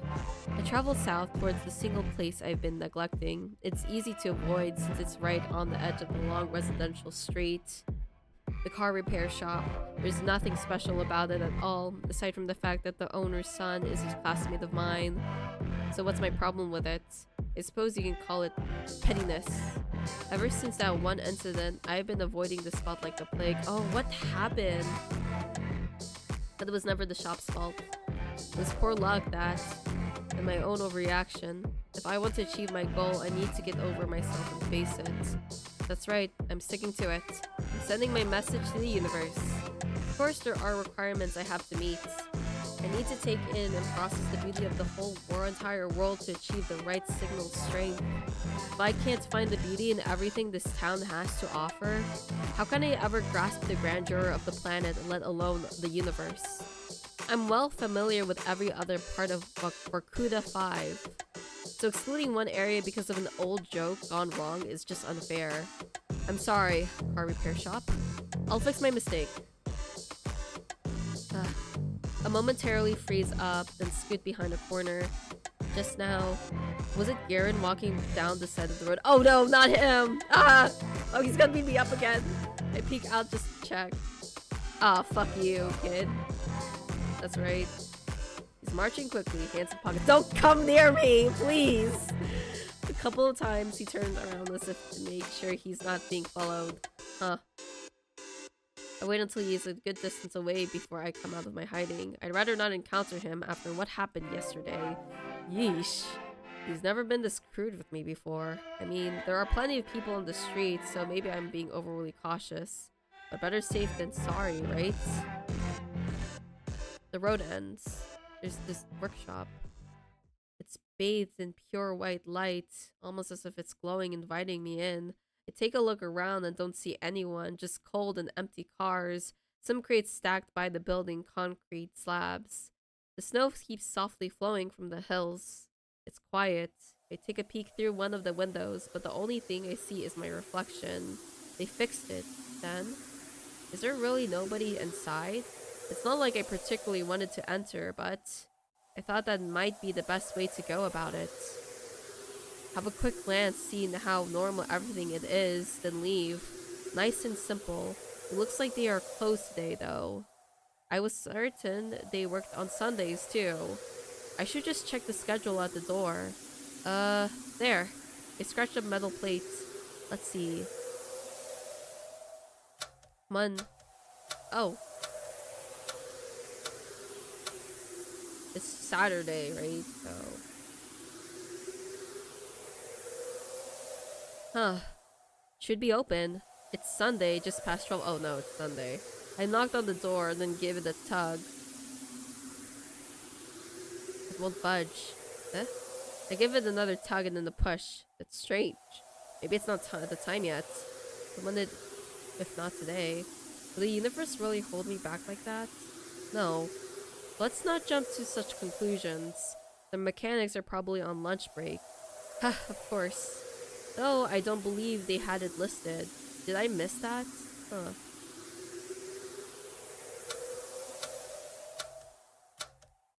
Oh, why is it mixed now? Why is it different? Why is there 3 Saturdays? No, lunch break.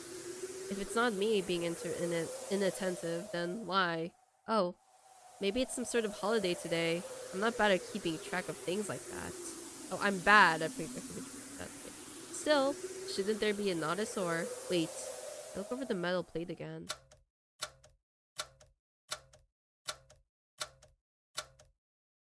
What? 1758? That's a weird time. Huh? Wait. That doesn't seem like... What? I rub my eyes and blink intensely. Did I not get enough sleep? I'm just not seeing straight. I shouldn't have read so much before I went to bed. I need to focus. Focus, focus, focus. Okay. Water day. Saturday. Saturday. Saturday. Huh? Mat 2. Sat. I don't... Saturday. It's all Saturday. Why does... it's okay. I got it. I know what this is. I shut my eyes. It's just a dream. I've seen these things before. I come to my apartment door, but the number is all messed up and wrong. I need to make an urgent call, but the rotary dial wraps into a spiral. I'm running through my school and can't find the right classroom because the number I need doesn't exist. In times like this, I need to firmly close my eyes. I need to understand this isn't real. Then, when my eyes open, I'll be in my room. I'll see the morning light beaming in through the window, projecting a bright square on the wall. I'll look into the sliver of the sky outside, and it will be a soft hue, pink and blue. It wasn't. I open.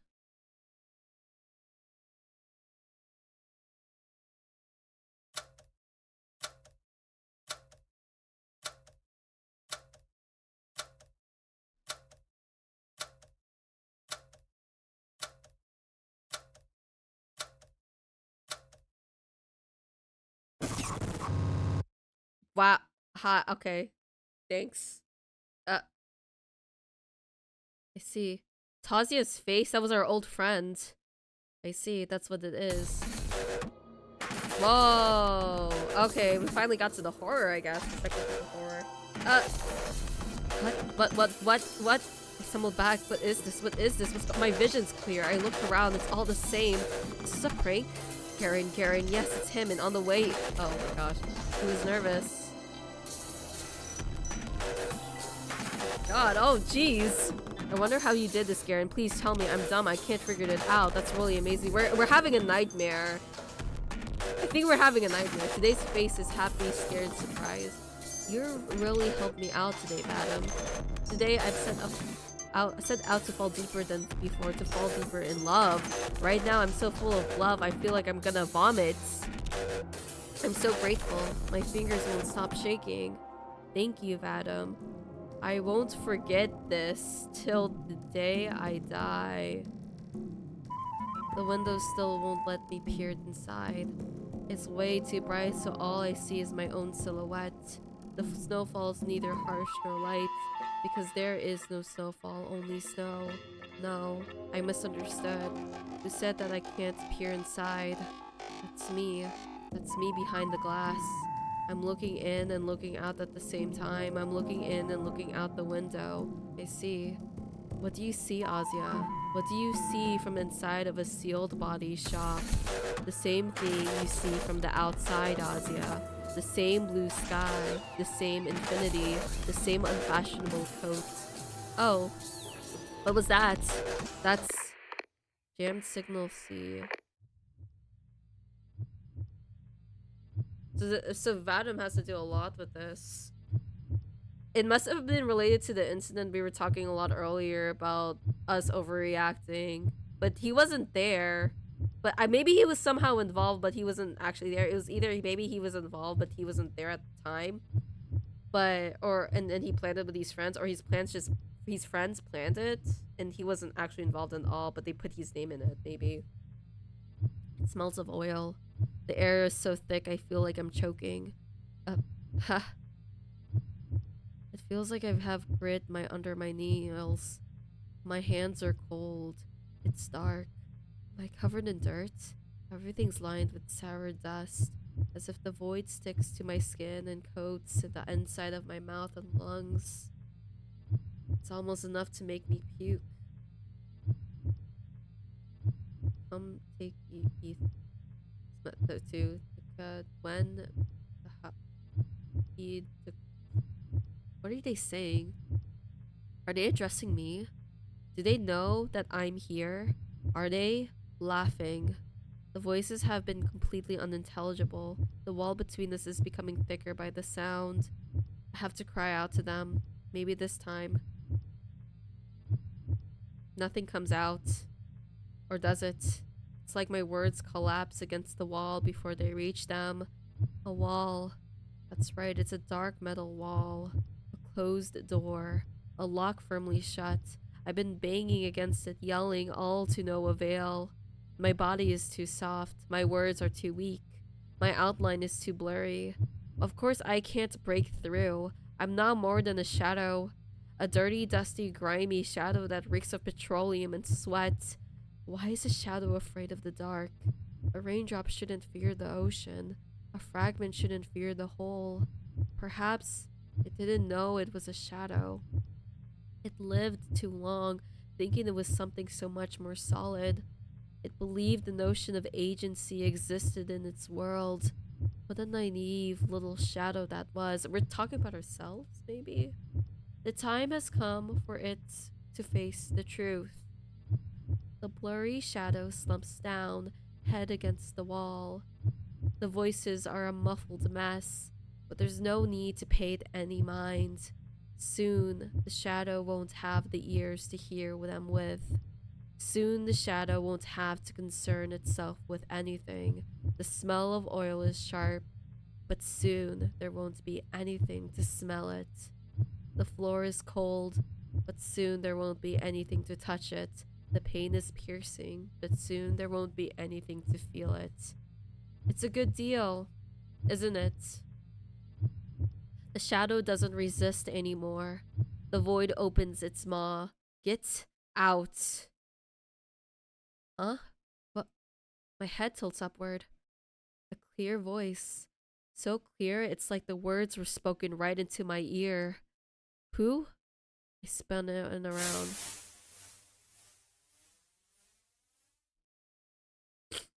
A window. Was it always there? Pale light seeps through the frost. The thin glass barrier is impossibly far, but maybe I can. No, I have to. I stumble and grope my way through the darkness. My hand strikes against something cold and heavy. What's that? Metal? A tool? Doesn't matter. Something to grab onto. The weight steadies me. Well, this thing sure is hefty. Or maybe I'm just out of shape.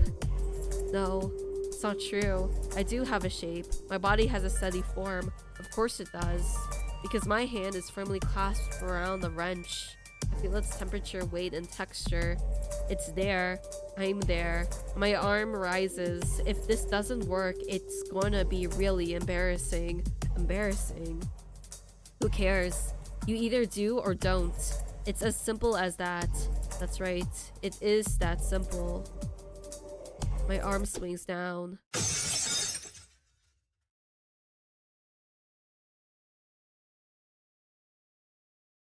You.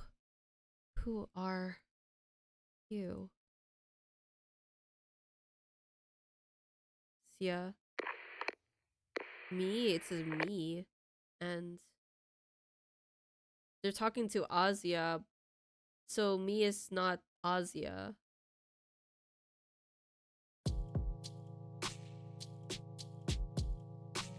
Man.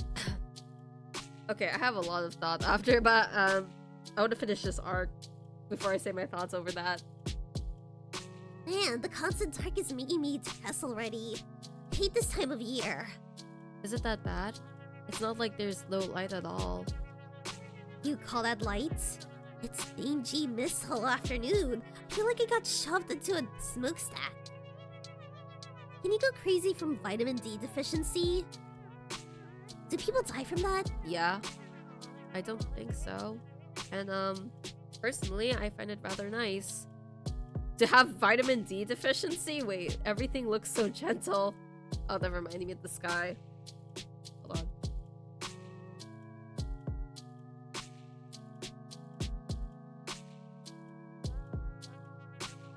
But it just makes me all moody. Kai's made fun of me for that. Can you imagine? Ain't it normal to feel down when you're not getting any sun? I've heard it's pretty common, yes. You wilt like a sad little flower. Exactly! You're so right! I am a gentle rose, freezing to death. I waste away. No photosynthesis, no water, no nothing! There. I'll get your sunlight soon. Not until the end of the winter, I won't.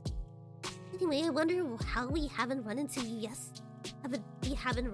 yesterday. I thought we'd see you by the library or something. Oh, I just went to the outskirts. It's really, serene out there. Serene, you say? Yeah. It is a little dim right now, but it's very, very beautiful too. Whew. I never thought of going there this time of year. But too cold for walks, you know? Yeah, I understand. But hey, maybe I'm missing something. Like the season's charm and all. Hey, maybe I'll tag along sometime. I could use a change of scenery. That would be great. Please do whatever. Hey! Then count me in. You know, our recent hangouts have been kind of sucky. Oh, yeah, 'cause we're talking about Ira. How with you, with my friends? Oh, never mind. Some of them have these stupid curfews now. Half of us had to be home by 7. 7! Can you believe that? Oh, wow. Why now? Parents are worried because of Ira being gone. I mean, I get it, but It's been 4 days. yeah. No news on your end, I figure. Nothing. Marina's face darkens. She sighs. The adults organized a search party this weekend. Maybe you've heard? No.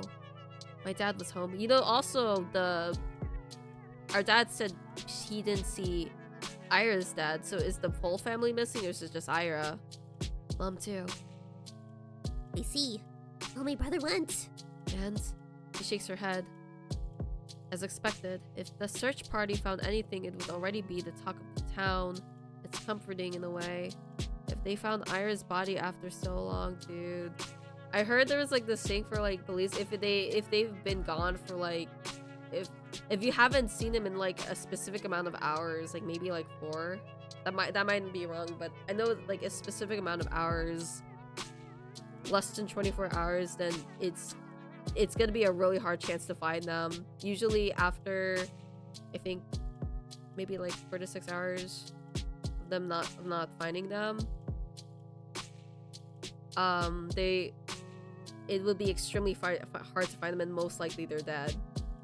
It might not be 4 to 6, it might be more than that, but I think it's less than 24 hours though. There was like some fact about it. Anyways. No, I'd rather not think about that. You know what I've been thinking? That she left the city? No. She has to be at someone's place. Kidnapping? Of course that's possibility has also not crossed my mind. But all the arguments in its favor sounded either too morbid or far-fetched. Do you mean she was kidnapped? I don't know. She could be staying on her own accord. But where would that be? I can't think of anyone Ira would trust that much. You know what would be really ironic? If she was with Gavin. In Gavin's place. That would be very ironic. Well, there's the 2 of us for starters. Huh? The last 2 people that saw her, right? Who's to say one of us ain't guilty? But we weren't even that close. And Ira, she's not in my apartment. How do I know if you're telling the truth? How do I know you're telling the truth, Marina? But Marina, I don't like this joke. Sorry. I'm just speaking from the point of view of the investigation. Ask me the same thing, I'll stumble the same way. The only means to prove my innocence would be a house search. I kinda have a theory on what might be going on. You do? Yep. It's more of a hunch, but the more I think about it... Marina looks around. Don't like whispering about stuff like this at school, though. You know what? How about I call you later? Oh, like in the evening? Yeah. Can I have your number? Yeah, of course. I pulled out a scrap of paper and scratched the digits into it with a dull pencil. Thanks. I have some plans before that, so I'll dial as soon as I'm back. Won't be too late with everyone getting dragged home at baby hours. Does that sound good? Sure. I'm going to the library anyway. Have fun out there. I'll sure as hell try.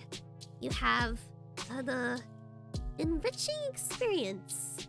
I will, thanks. Marina runs off. Man, now I have to wait until evening to find out. I wanted to wind down a little after school, but now I'll be restless. Well, maybe not. I haven't visited the library in a long while. Maybe that's why I've been so stressed in the past months. It's always nice and quiet there. I'm sure it will help me relax and make my way back to class. Hey, Shabina. Hey. Do we, have no homework? Your notebook's empty. Oh. No, we did. I'm pretty sure. Well, where is it? Nowhere. I didn't do it. A surprise hum rolls through the whole group. That's okay, I'm also a little shocked. Oh ho. Is someone getting rebellious? No. It just slipped my mind. Classic. Right. Taking some time off for yourself is great and all, but you gotta come up with a better excuse. I'm serious though. Huh? Really? Yeah. Well, you know, that's good. Would be pretty selfish of you to start ditching homework altogether. Huh? We'll rely on you, you know. Shut the fuck up. Yeah, you're the best. You're so smart. What do you do? What would we do without you? Haha. You're that. People you need you, Shabina. Okay. We'll forgive you this time, but don't get used to it. Anyways, Lakin. What? Pass the notes. Up to the Russian ones? The fucking Japanese. You're supposed to be smart, aren't you? Okay, there. I really did forget. After yesterday's prank, my head was all over the place. Really, school was the last thing on my mind. Although that does remind me, turn towards the boys who are now preoccupied with copying Lakin's homework. Adam? He clicks his tongue. Seem I'm busy. Yeah, but shut up. He briefly glances at me. If he wants something, ask me later. Okay? The bell rings right as Garen finishes his notes, so I don't get the chance to ask him, but not until the lesson ends. At least the teacher doesn't check my homework. She's used to me always having it prepared. Oh. Probably like studious student.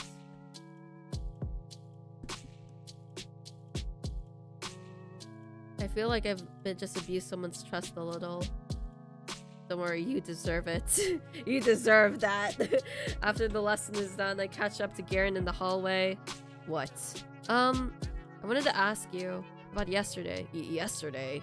His face twitches. He looks back at his friends. What the hell are you talking about? I saw you on the street, so... What's this about? It's whatever. You go on it, guys. Alright. See ya. Garen turns towards me, and before I can understand what's going on, I feel a side hitting the wall. Ow! Dude, shut the... Stop being violent with us! What the fuck did you see? He dragged me, no more like threw me, behind the nearest corner. What the fuck did you see, Shubina? What do you want? I saw you walking from there, so I know you did that. A prank. What? A prank at the car repair. I just wanted to know how you managed to do that, and also how you knew. What? What prank? What are you talking about? I know you did that. Don't pretend. I saw you walking looking guilty. It's okay, I think that's a pretty funny prank too. I mean, I'd rather you didn't prank me like that anymore, but I've never seen anything like that. How did you do that? It was like a magic trick. Magic? The hell? Jimmy, are you high? The hell do you think I did? Change the schedule. The one on the door of the car repair shop, I saw it. Why would I do that? Come on, madam.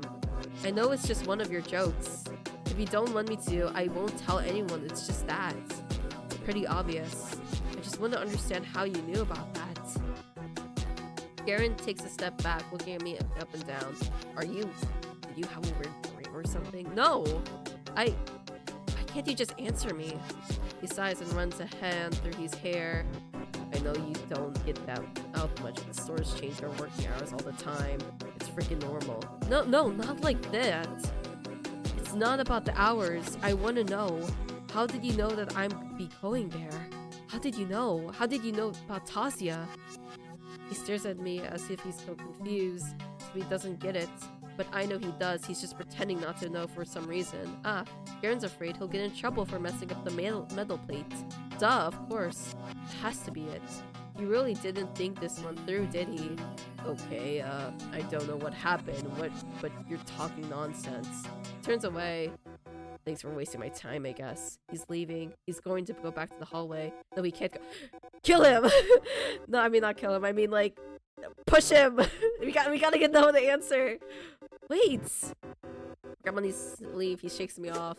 Damn it, get off me! I said I had no clue what you're blabbling about. But Tasia's... I don't know what any fucking Tasia's. He walks off hastily as if I was contagious. Why? This doesn't make sense. Garen has never had any issue in admitting to a prank. Didn't he take pride in pulling them off? So if he managed something as so elaborate, shouldn't he brag up about it too to the boys? Why is he so dead set on playing dumb? It sure seemed like he had something in mind when I mentioned seeing him from across the street. So it's not like I had anything up. Even if he's scared of being charged for defacing the timetable, he's going a bit overboard with the whole oblivious act, isn't it? I don't think he's lying. No, maybe I'm looking at this from the wrong angle. I'm being too cynical. I'm expecting too little of this kind, beautiful world. Garen might not be thinking about her himself at all. I didn't even consider this possibility, but what if what he's feeling isn't fear? What if it's regret? It's never happened before. He's never been on one to show remorse. Why should he? It's all just harmless games. But maybe he's realized that yesterday was a little too much. So when he saw how scared I got, he chose not to tell anyone. He thought it would be better to act like it never happened. Wait, is me him? Because there was a person that said that had me and was talking to us. Are you saying that might have been Garen? Or like, okay, okay. Just like those boys did.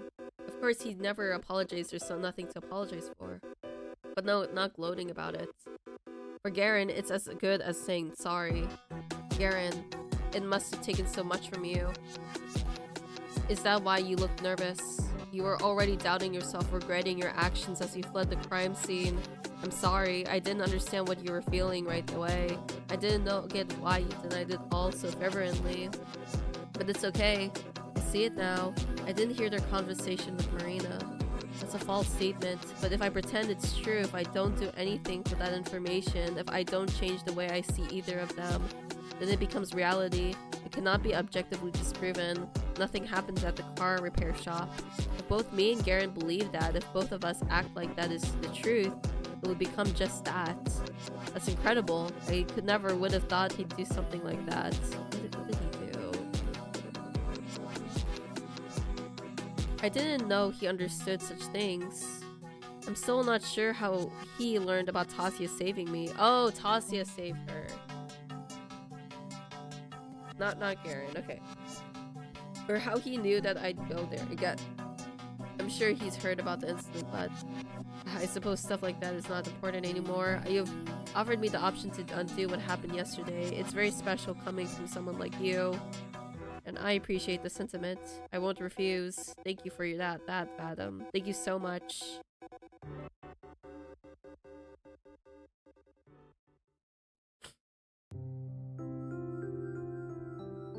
Oh, the library. The town library. Feels like it's been ages since I last visited here. Objectively, it's very small. My mind involuntarily compares it to the Lenin Library in Moscow. I was so blown away by its sheer size during our 6th grade field trip. In contrast, this tiny reading hall borders on being claustrophobic. Its walls are the same shade of green as the school cafeteria or the corridor of a children's clinic. And yet, I still feel right at home. The book selection isn't huge, and I've read through pretty much everything I was interested in multiple times. But it's a quality over quantity kind of thing.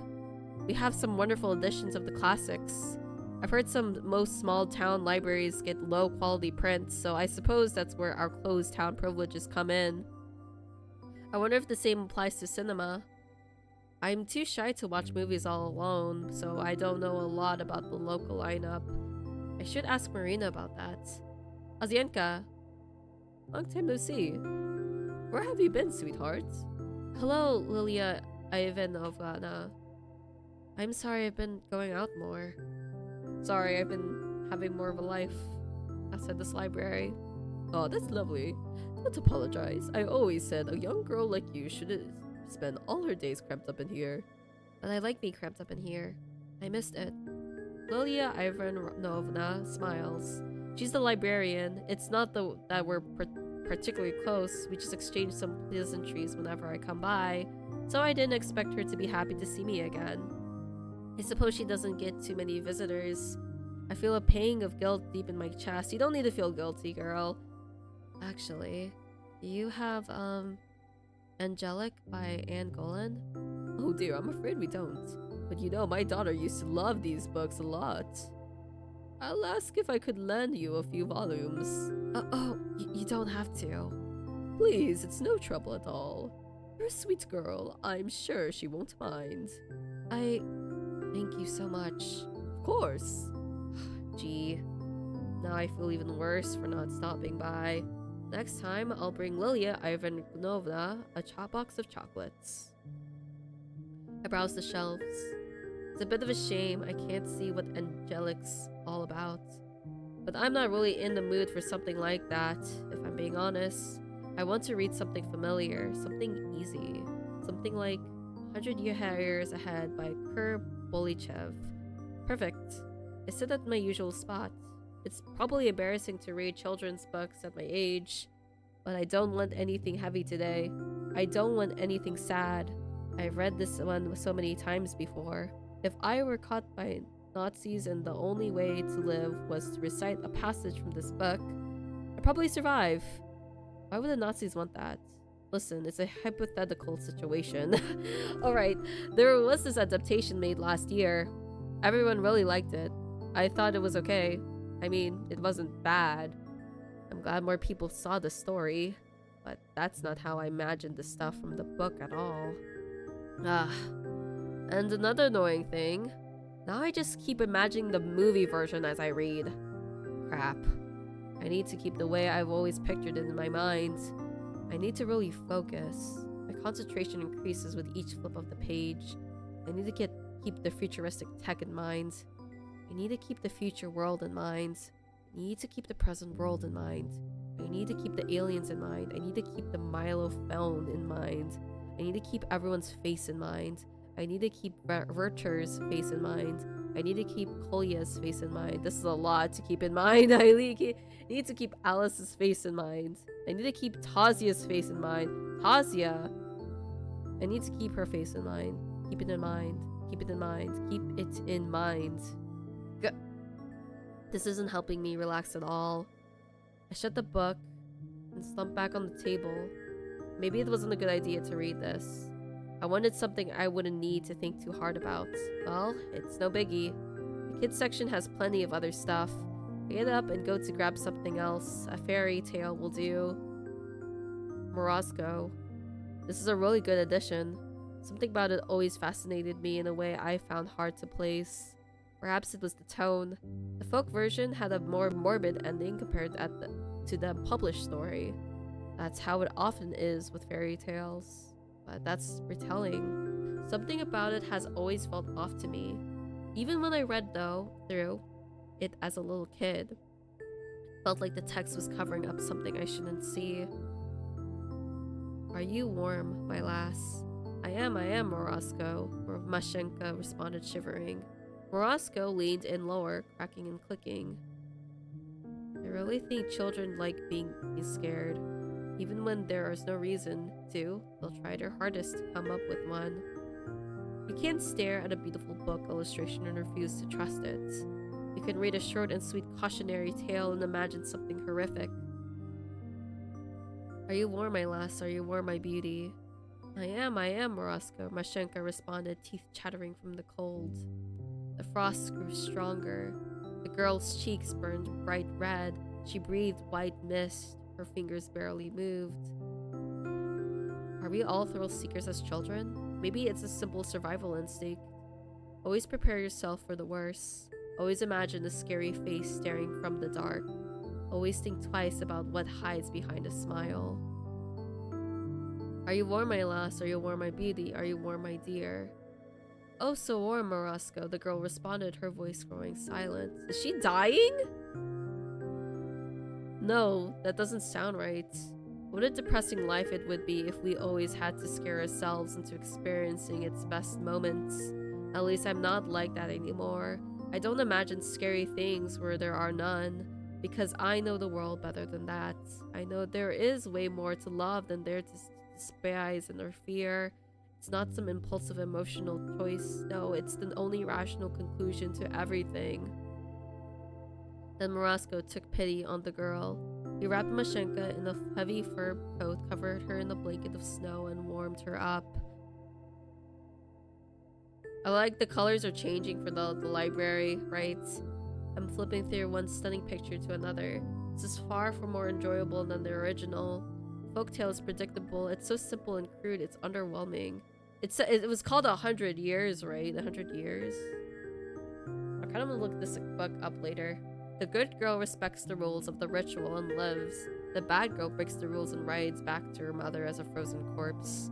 It's an interesting piece of folklore, but the idea of it, I'm not sure what a modern kid can glean from that. Maybe Garen was right. I am getting rebellious, although if we look at Morosco, the entity, as if he were the extension of the universe as well. Oh, I think I'm getting it. The real meaning. Of course, that's what it is. Morosco is the natural order. It is the will of the world. Yes, you may fear it. You can find yourself in a situation when any positive feeling towards it may seem impossible, but you must gather all your strength to love it still. And then, you will surely be rewarded. Yes, yes, yes. How have I never noticed it before? It's been beating me over the head all along. Now I see. In that sense, it's an incredible story. In that sense, every child across the world has got to read it. I look down at a page I've never seen before. It's Morosco and Mashenka, and every other character's face smiling way wide and looking right at me.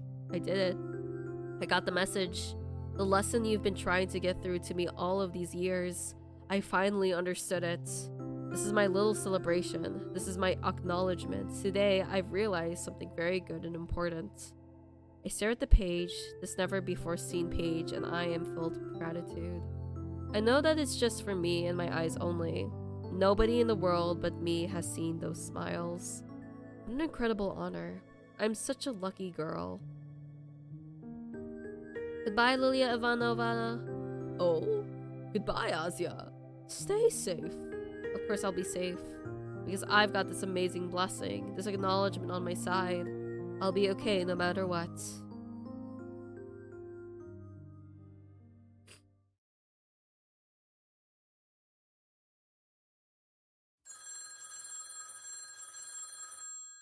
And Marina. Marina.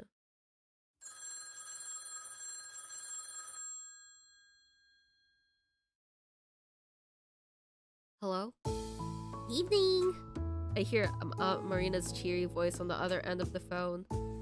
Good morning. Good evening, Marina. You're late. Huh? What do you mean? It's basically 8. It's 1:15. Maybe I should have been the one to call. Sorry, I wasn't aware we're on the timer. Being a little late is fashionable, you know? I'm not very fashionable. Oh? We can always change that. And be late? For starters, you can also make your hair all wild. Ever since seen Nastia from my class, she has this crazy perm. I don't know how to do that. Also, I think my dad would kill me. You go to a salon for it. I kinda want to get one. Lev says I'd look stupid, but what does he know? That guy dresses like a total slob. Isn't she worried he could hear her? Alright, how was your library trip? Well, it's a library trip. It was good. Oh, come on, at least try to make it sound interesting. Well, I'm kidding, you don't have to. it was enlightening. Perhaps everything I believed until today was wrong. What? Whoa, that's too enlightening. But the me you're speaking to right now is much wiser and braver person than before. The trip was pivotal. It was monumental. Whoa. Alright, that's what I'm talking about. Never underestimate the quiet types, they say. How was your hangout? Neither pivotal nor monumental, I'm afraid. Sat at the cafe, look at some magazines. Got the new Rovsnik. You read that one? Oh, no. I read, The Young Naturalist and Coster. Bah, that sounds like you. What does that supposed to mean? Sorry. Didn't mean it in a bad way. But I mean, aren't you curious about something more, grown up? I read grown-up stuff all the time. Oh yeah? Like what? Books, dad's newspapers, mom's magazines. Ooh, so mature. Bah. Well, what mature stuff do you read, Marina? The good stuff. Kaznik, Rikshiv, Robonica, Passion of the Socialist Republics. How's the last one mature? You know what, Asuka? I gotta lend you some of those. You'll love them. I don't know, I'm not really into... No, I'm serious. You're gonna love Work Shift. They had this crazy story about a drug dealer last month. You have to check it out. There was one of a foreign prostitute some couple of issues ago too. I'll look for it. Those do sound really interesting. Alright. I'm not sure my dad would like me reading that, though. That's so. Well then, we can read together. Really? Yeah. I'll bring some this week. Okay. To be quite honest, I've been curious about those publications for a while. Last year, I even bought myself an issue of Rovsnik. I read all of it in one sitting, but then Dad found out and, well, it wasn't worth it. I guess I could just buy the issues and read them through right away. Then, I could throw them away, but that does sound really wasteful. Oh, maybe I could donate them to the library. That's not a bad idea. That's not a bad idea at all. Although, if Marina will share her magazines with me, I might as well save my allowance. Right, so let's get back on topic. Huh? The reason I called you. Yes. It's a long pause on the other end of the phone, almost as if Marina was bracing herself. Remember our talk with Ira's condition? Of course. Of course. Well, here's the thing. I told you how Ira can get into these states when she isn't quite there. Usually she can snap out of those. It took some time, maybe a couple of minutes, maybe even hours, but she got over it, and as time went on, it grew more and more difficult. The treatment helped. The pills acted as stabilizers, so it was like the pits in her mind became more shallow. They still formed, but they became easier to manage, easier to climb from.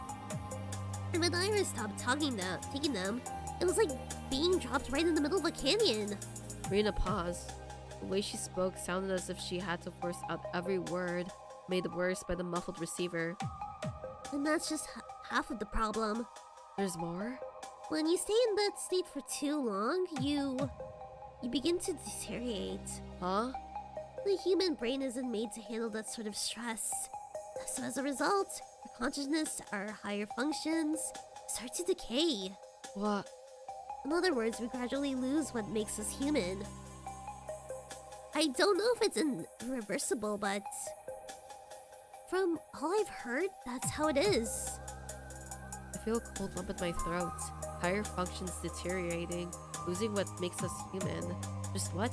What the hell was this kind of illness? When we saw Ira that day, it seemed like she'd been out of it for hours. So there's a high chance that if she didn't snap out of it sooner or after, her consciousness began to fall apart. But here's the thing. She couldn't run off in such a state. Finding a place to hide would also be extremely difficult. She wouldn't be capable of coming up with a covert hiding spot. At least not anything that multiple search parties would manage to overlook. So what do you think she did? She went home. You know how walking home can feel kind of like autopilot. It's not something you need to actively think about. So even if Ira became completely dazed, it's very possible she's still on her way home.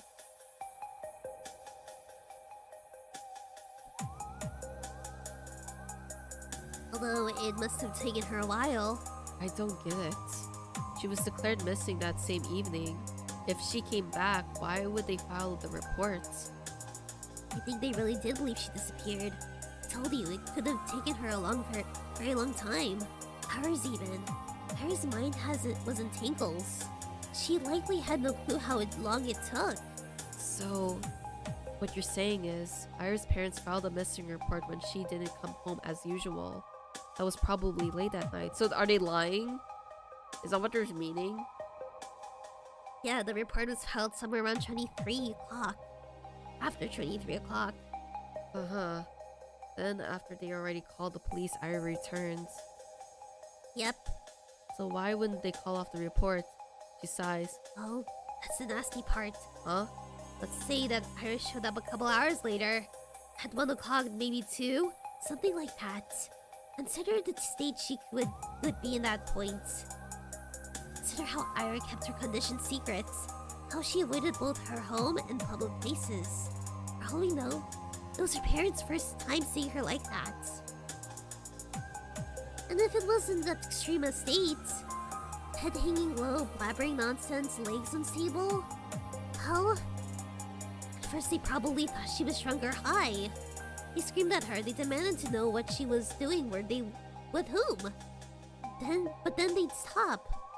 They'd realize something was wrong. Maybe they'd feel that in their guts.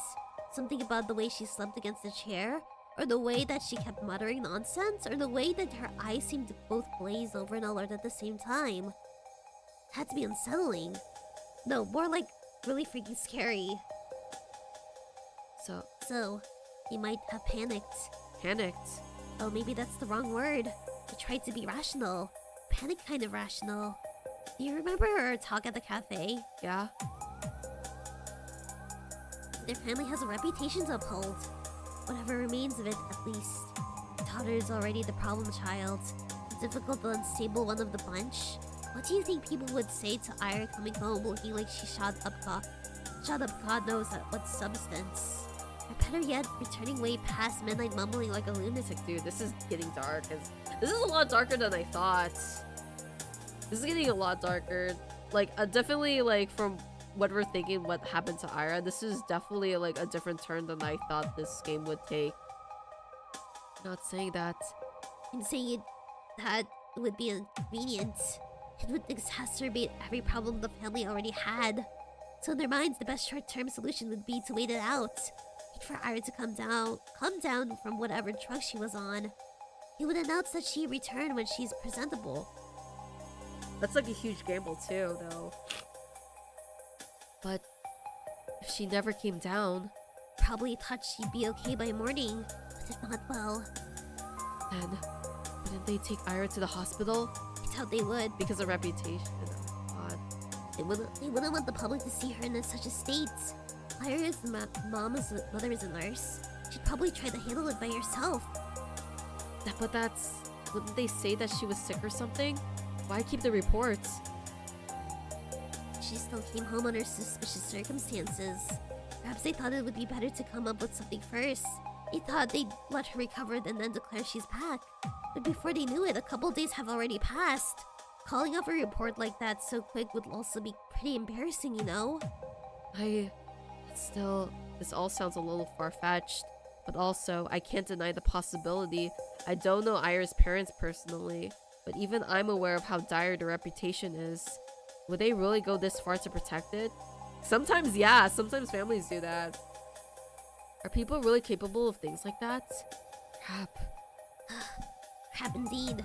But if everything is as you said it is, and Ira still hasn't come down, that means... Yes. Her condition is only getting worse. We have to do something. I look around. The TV is still playing in the living room. For a couple of seconds, I stare at the door, holding my breath. You know, even if they do something, would Marina want that to happen? Because if they find out what happens to Ira, again, her brother will still get in trouble. You know? Azia?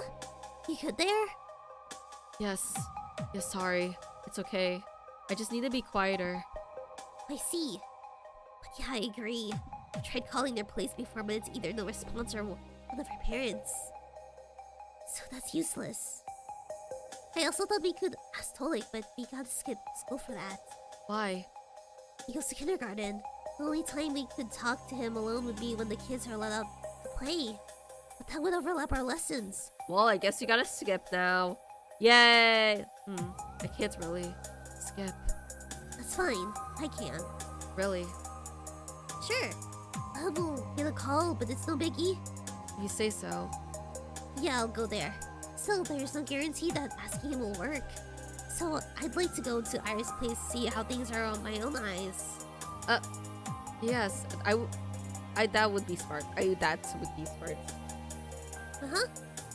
Well, I think it might work better if I'm not alone. You want me to tag along?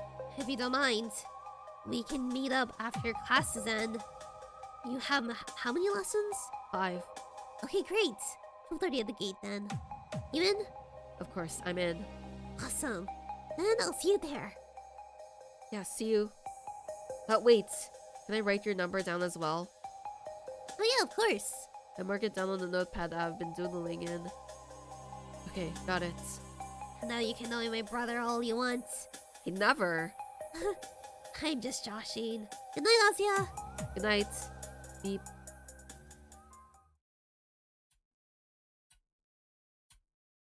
The handset gently clicks against the cradle. I'm home again. The clock is softly ticking from the hallway. The TV continues to mutter from the living room. I look down at the shapes I've scribbled absentmindedly during our conversation. The cross-hatching got really dense in parts. I don't remember focusing that much. I don't think I was meaning to draw anything. I don't think I was yet. When I looked at the shape more closely, when I scanned its dark, blurry outline, my eyes glide over its hunched back, then down the wave of hair, then deeper, closer towards where its face is meant to be. The shadows shrouding are very much too heavy. There is just one thing my mind can parse. 2 things. I smile at Ira's frightened eyes are locked with mine. I miss you. I really, really miss you.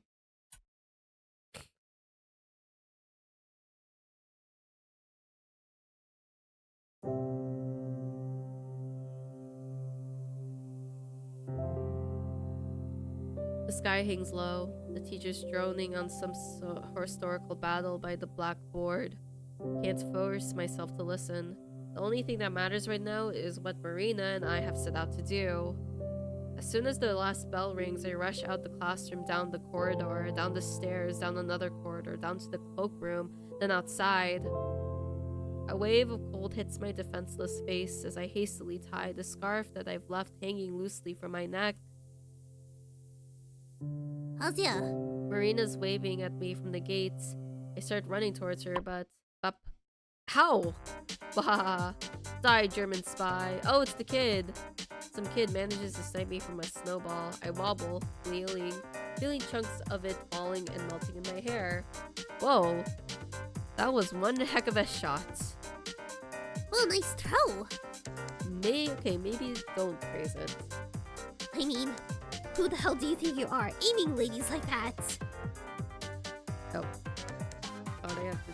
Alright, I have to drink some water, but.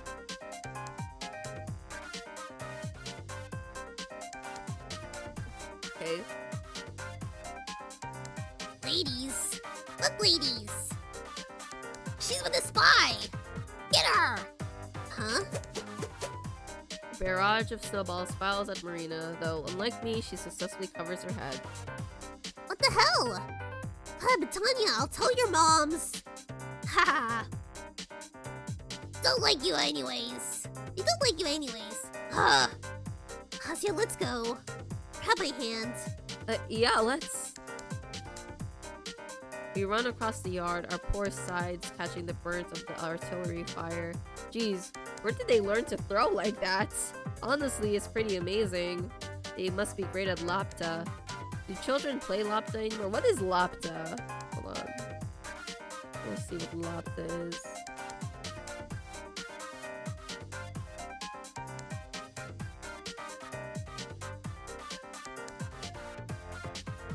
Bat and ball. The Russian game, bat and ball. Oh, it's like you throw the ball and then they bat it. Looks like it. Yeah, it looks like it kind of looks like baseball a bit. Okay. Let's see.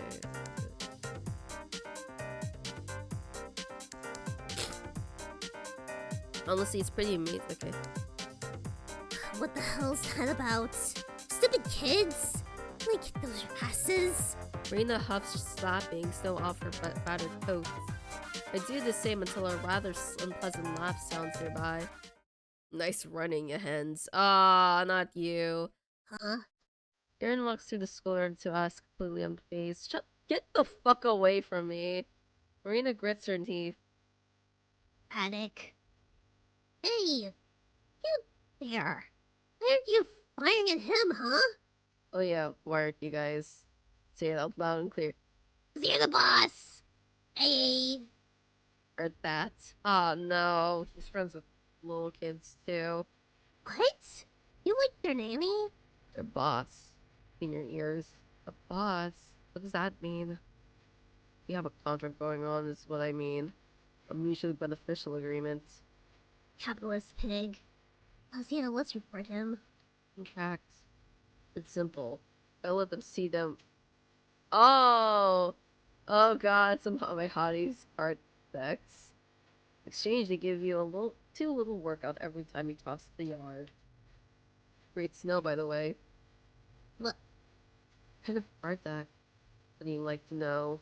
Like normal playing cards with sexy chicks printed on them. Oh, there's naked ones too? Okay. Whoa. Huh? Where did you even get that? In my brother's room. He had it stashed in the back of a drawer. How classy. Show. Bad chance. But I look like I'm giving out freebies. Psh. But the stuff's so crusty anyways. I see. Nah. In pristine condition. But only for the initiated, because you're not. Wow. That's your society over here. What's the matter? Oh, oh my god. That's a catchy, I'll give you that. Can we leave? I still don't want to talk to this man. Can we just leave this guy? I don't think we should be talking about this. Right on, Shubina. Unbecoming for a woman of calm soul to use such expressions. Is it because for a man of calm soul to carry stuff like that? Look at speaking. And anyways... I mean, dumbass deal like this just to have us bombarded with snowballs? Pretty much. You 5? Why? Payback for me having me to run your stupid errands. I think it's pretty fair, no? Errands. Alright, forgot to tell you yesterday. Called him right after we talked. Tell me what the Cyrus part. Why? Why him? Why does he have to go? Oh. What? Yeah, Yeah. My eyes start from Garrett to Marina, hoping that it's all a joke. I knew we weren't exactly going to have fun, but I'd rather not talk to him longer than I have to, especially after what he did to me in the lockers. But why? I have a hunch it's simply asking them to come inside would work. Someone will have to use for Vadic's brainless brawn. Brainless. Me. Aren't you your own grades in the shitter? Huh? Not, but thanks for your concern. But even if they were, since they'd know your grades and mark of intellect. Such an outdated idea. You know, Albert Einstein got really crappy grades and he's like the father of modern physics. I'll tell you more, the whole idea of graded academic performance ranks of classism goes against everything the Great Revolution stood for. If it were up to me, this whole rotten system would be abolished. Marina, are your grades really okay? Let's go to Iris' place.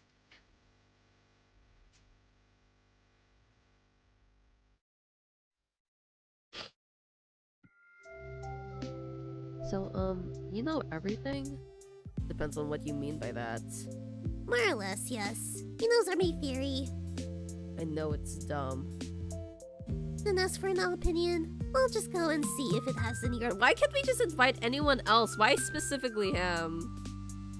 Wait, so... You told Vadim about Ira's... What? What? Her illness? Don't worry, he won't tell anyone. How are you so sure? I won't. Huh? We may have a promise. I'm not snitching. He owes me a big time. It's kind of the reason he's here at all. Don't try and treat me like I'm your lapdog now. I'm not doing shit for you after today. Yeah, whatever.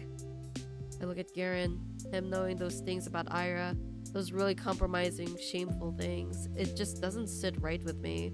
I can't imagine the Garen I know keeping something so juicy to himself. Though, then again, I couldn't have imagined Garen feeling self-conscious about a prank that might have gone too far. Right. It's not that Garen is incapable of being honorable. It's that I am entirely too prejudiced. No! No!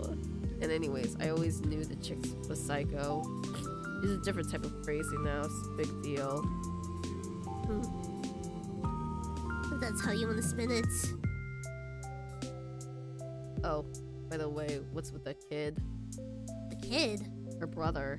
You said you're gonna ask him if she's home. Alright. How did it go? About as well as you'd imagine. Figures. I mean, I saw Talik when everyone came outside. Called him to the fence, tired asking about his sister in, like, gentle manner. You know, not too directly. But he got all clammed up and ran away. Well, duh, what did you expect? That sounds nutty as shit. Huh? It's not nutty. Oh yeah? Sneaking into a kindergarten to ask a preschooler if his parents are holding his big sister Hodges is now normal? In what world? Hey! You make it sound so much worse than it was. I mean, that's already a bad question. I didn't say it like that at all. Who cares how you said it? It's the same thing. It's not. It is. It's obviously not. Totally is. It's not. It's not.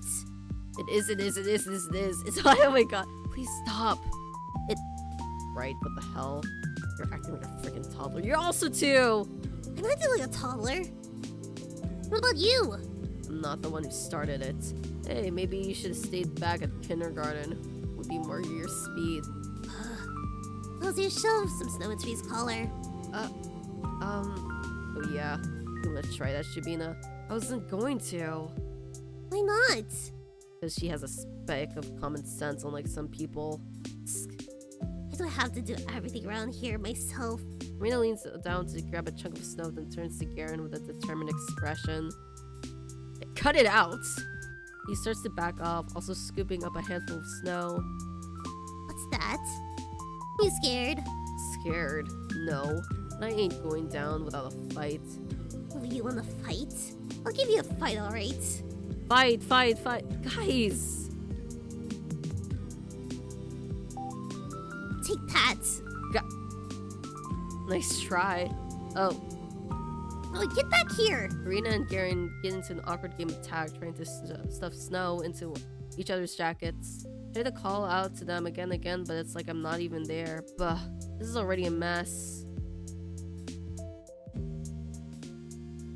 Despite the little scuffle, we reach our destination pretty quickly. Turns out Ira's apartment block isn't far from mine. Oh, that's wonderful. It's almost as we're like neighbors. I wonder. Marina? Yeah? Her voice is slightly shaky as she wipes off the remaining snow from her wet collar. Have you ever been to Ira's apartment? What's it like? Nope, never been there. Oh.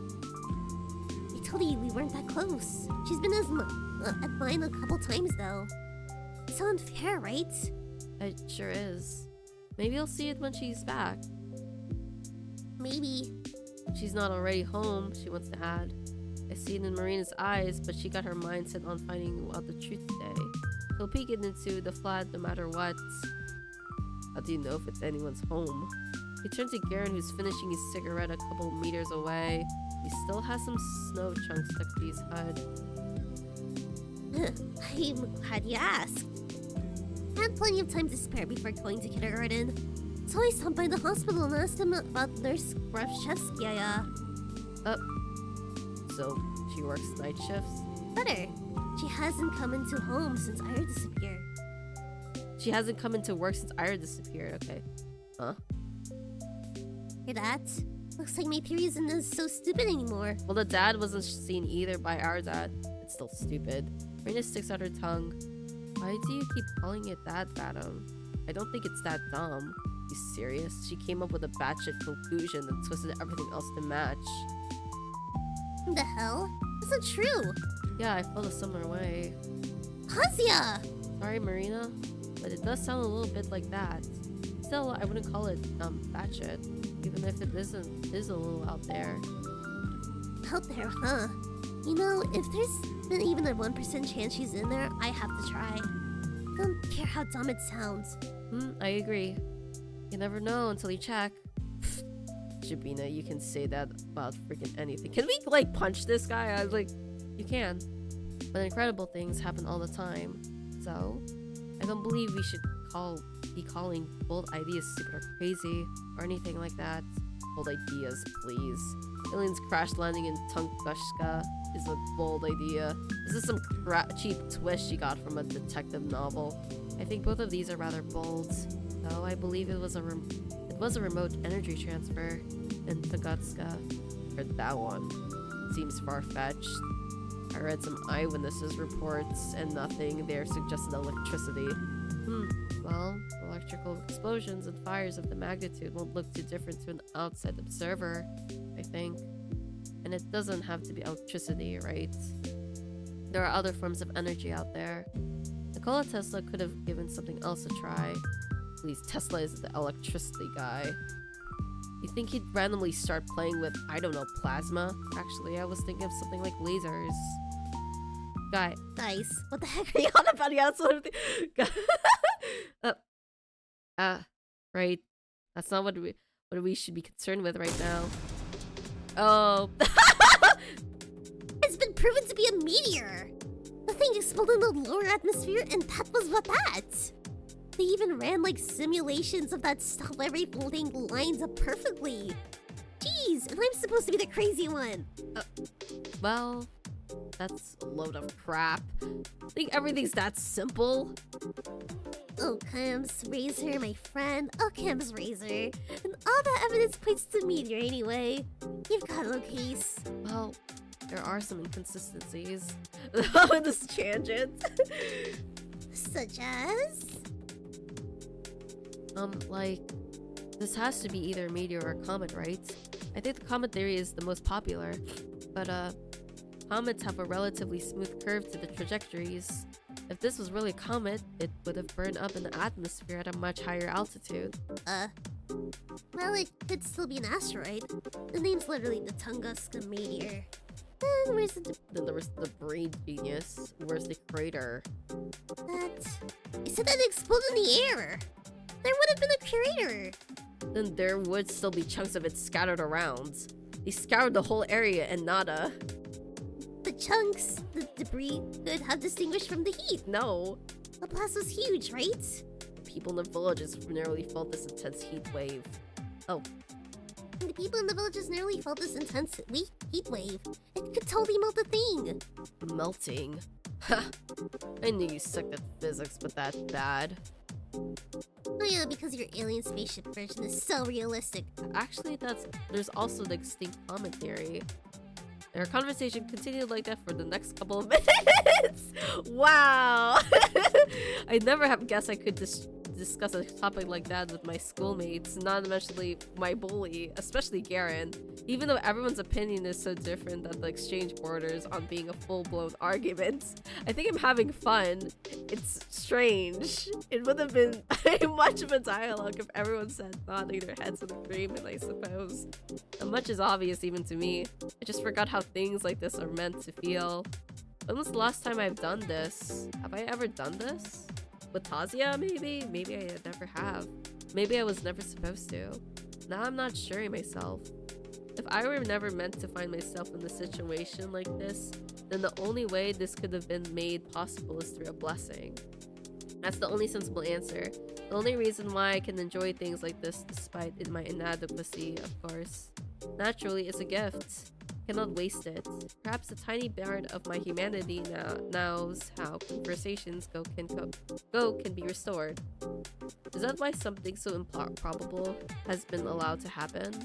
Maybe I'm being too hopeful. In any case, it's yet another thing I could be wholeheartedly grateful for. Alright, enough space talk. Let's do what we came here for, shall we? Yeah, let's. Thought you never ask. Marina gives us a reassuring smile and we all head to the entrance. It's the same as all the other residential buildings in Vorkota 35. A long 5-story block with evenly spaced out canopies at its base, each hiding a metal door with a code lock and a bulletin board on the side. If someone took a photo of it and then told me it was my house in the picture, I'd believe them without a second. Nevertheless, stepping closer to it, looking at it, knowing that this is the roof under which Ira grew up, slept, and dined, almost fills up me with a sense of reverence. You know the code. Yeah. My classmate lives in the same building.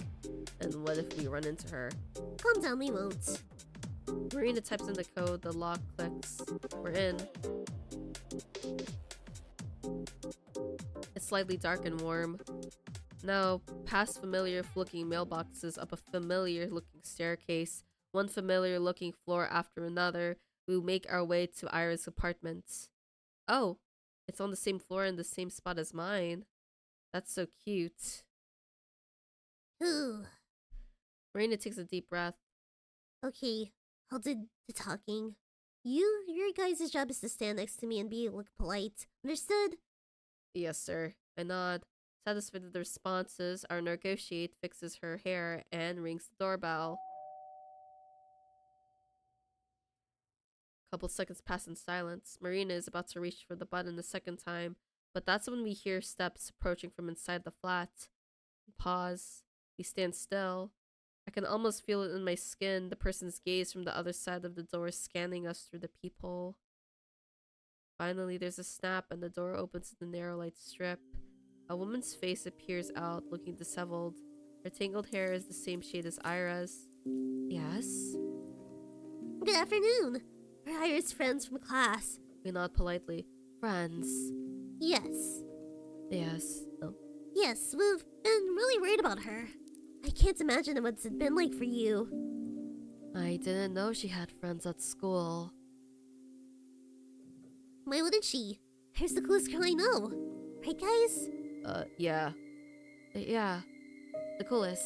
And very kind. Agree. We went to the cafe, like, all the time. How come she never told you? In any case, apologies if it's any inconvenience, but I promise it won't take any long. Last Monday, I lent her one of my brother's books. If it's not too much trouble, I would like to have it back. He needs it for work. Sure. What's the name? On the stability of closed systems. It's a paperback. On the stability of... She read things like that. I was surprised too. But seems like she's been interested in structural dynamics for some time. Wish I had her passion. I'm just too dumb for stuff like that. Best I can do is share some studies. I see. Something softens in the woman's eyes. Okay. I will go look. Oh, that's alright, we can. The door slams shut and we hear the sound of a turning lock. This is getting suspicious. Then the steps retreat into the apartment. Great job. Shut up. Marina hisses quietly. Don't move yet. It's going as planned. Is it? To me, it looks like we just got the door shut in our face. She said she's gonna look.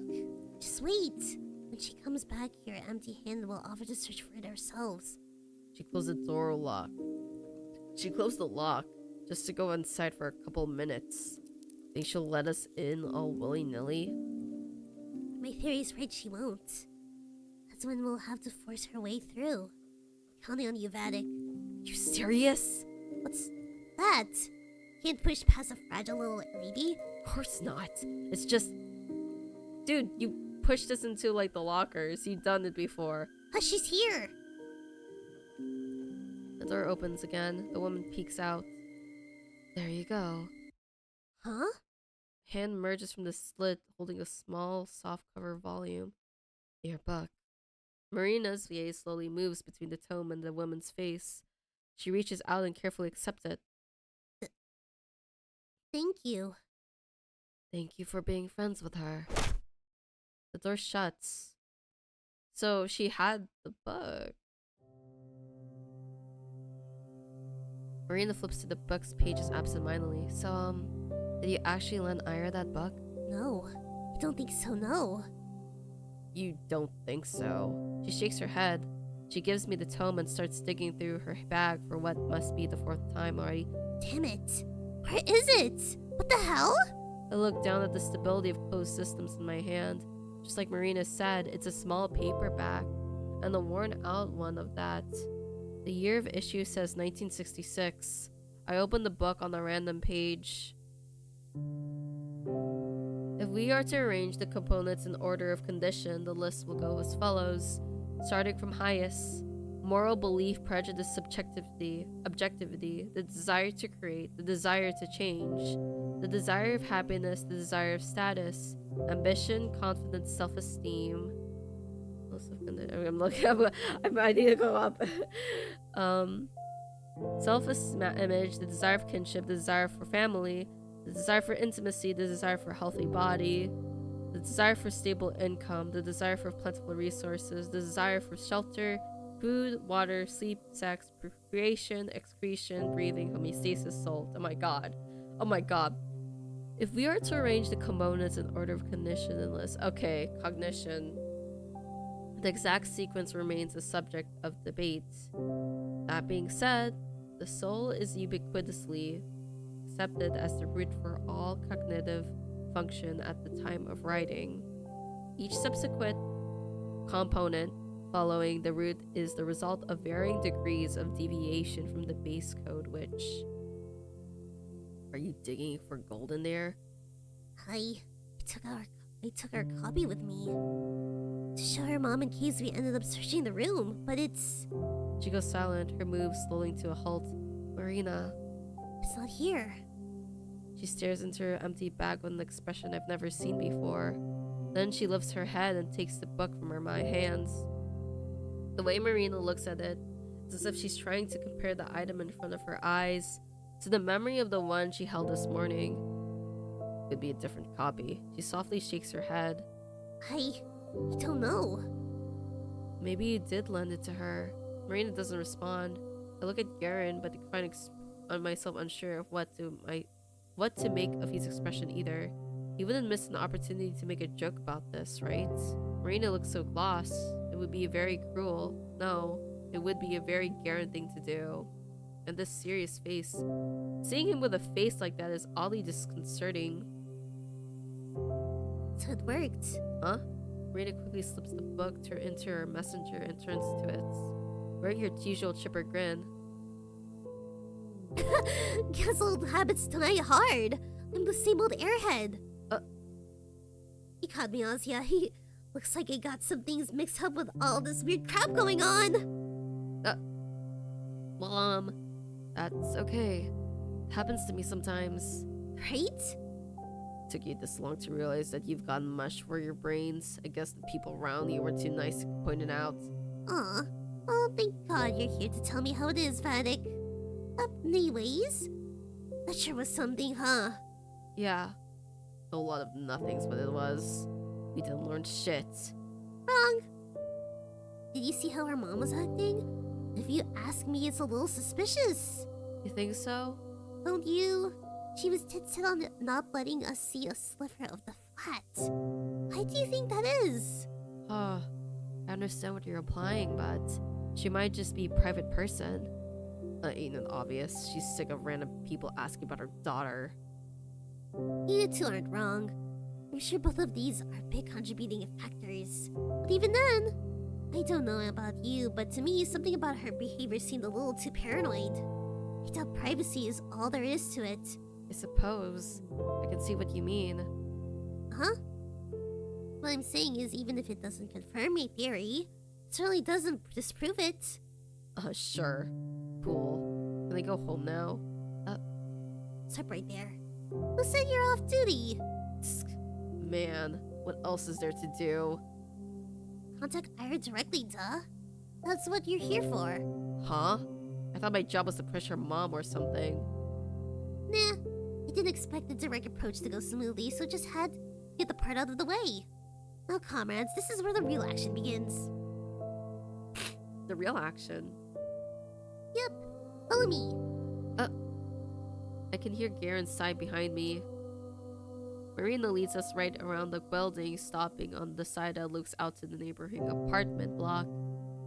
And what are we supposed to do here? She walks to a small playground wedged between the buildings, leans down, and starts clearing the snow out of her hands. Marina? This woman. Oi. You're gonna stand there and do nothing? Come on, help me out. With what? Jeez, you guys. Use your heads. We're We're throwing rocks at Ira's window. You. Garen shakes his head in disbelief. Well, it's a pretty normal suggestion, all things considered. Is what I'd like to say, but then I look up to the 5th floor where Ira's room is supposed to be. But isn't it a little too high? Mazia, that's when we called fetus of certitude. If it were the Great Patriotic War, I'd had to shoot you on the spot. But really is high though. Think you can throw that far? No harm in trying, and I'm kind of betting on you to make the shot. Or, well, that'd be hard for you. Of course not. I was talking about your noodle arms, not mine. Marina lets out a smug little laugh. Meanwhile, Garen cautiously looks over the building. So which window was that again? Should be the one over there. See with that teddy bear? Frantically scan the apartment complex. A teddy? A teddy. Oh, found it. Right there. The window to my room would be. There it is. Here's the window. It's the window that she was looking out every day. The window that she chose to put a plushie on. She did that so that she looked at the window. She also see her teddy bear. Maybe sometimes she'd hold it in her hands and squeeze it. Does the bear have a name? It has to. I wonder if it's something classic like Misha or Winnie. I suppose Ira could be the type of girl to call a toy. The first thing that happened to pop into her head. Okay, hold on.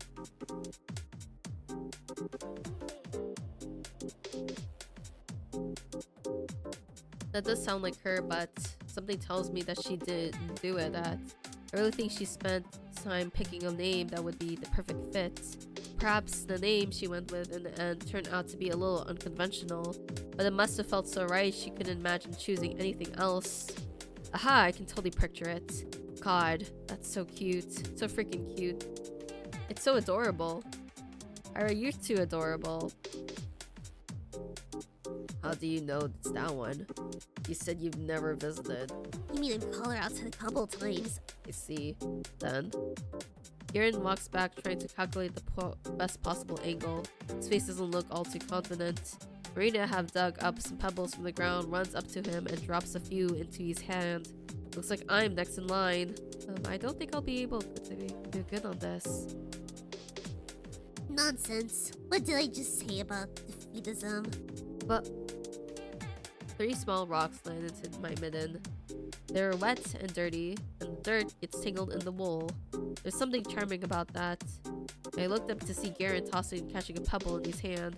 He's eyeing Ira's window with the intensity of a boxer gouging his opponent from across the ring. Well, what you waiting for? Piss off, I need to aim. Right. You're not solving the freaking math equation. Just go for it. That's how the pros do it. Oh yeah? I'm gonna lead by example. With pleasure. Marina gives both of us a challenging look, then turns to face the block. She takes a couple of steps back, gripping a pebble in her hands.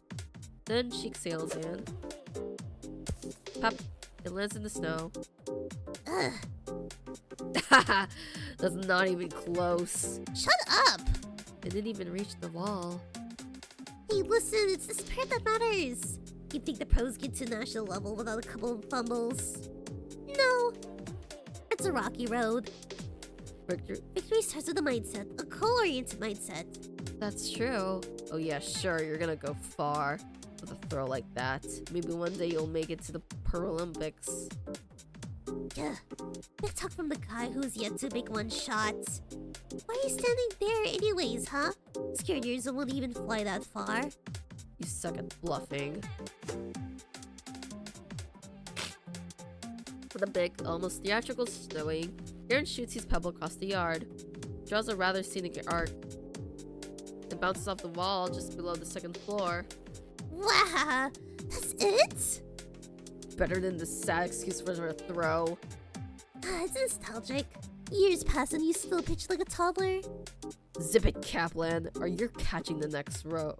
I know we're on the same base. Oh no, we're on a surname basis now.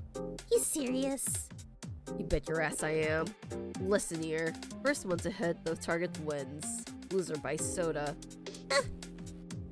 Sure you're on. How's it your turn? But I have to. It's pretty far. Come on, it's just it's just for fun. Can't do much worse than me. Well, if all three of us are playing, how do we choose the loser? The winner is the one who ends the game.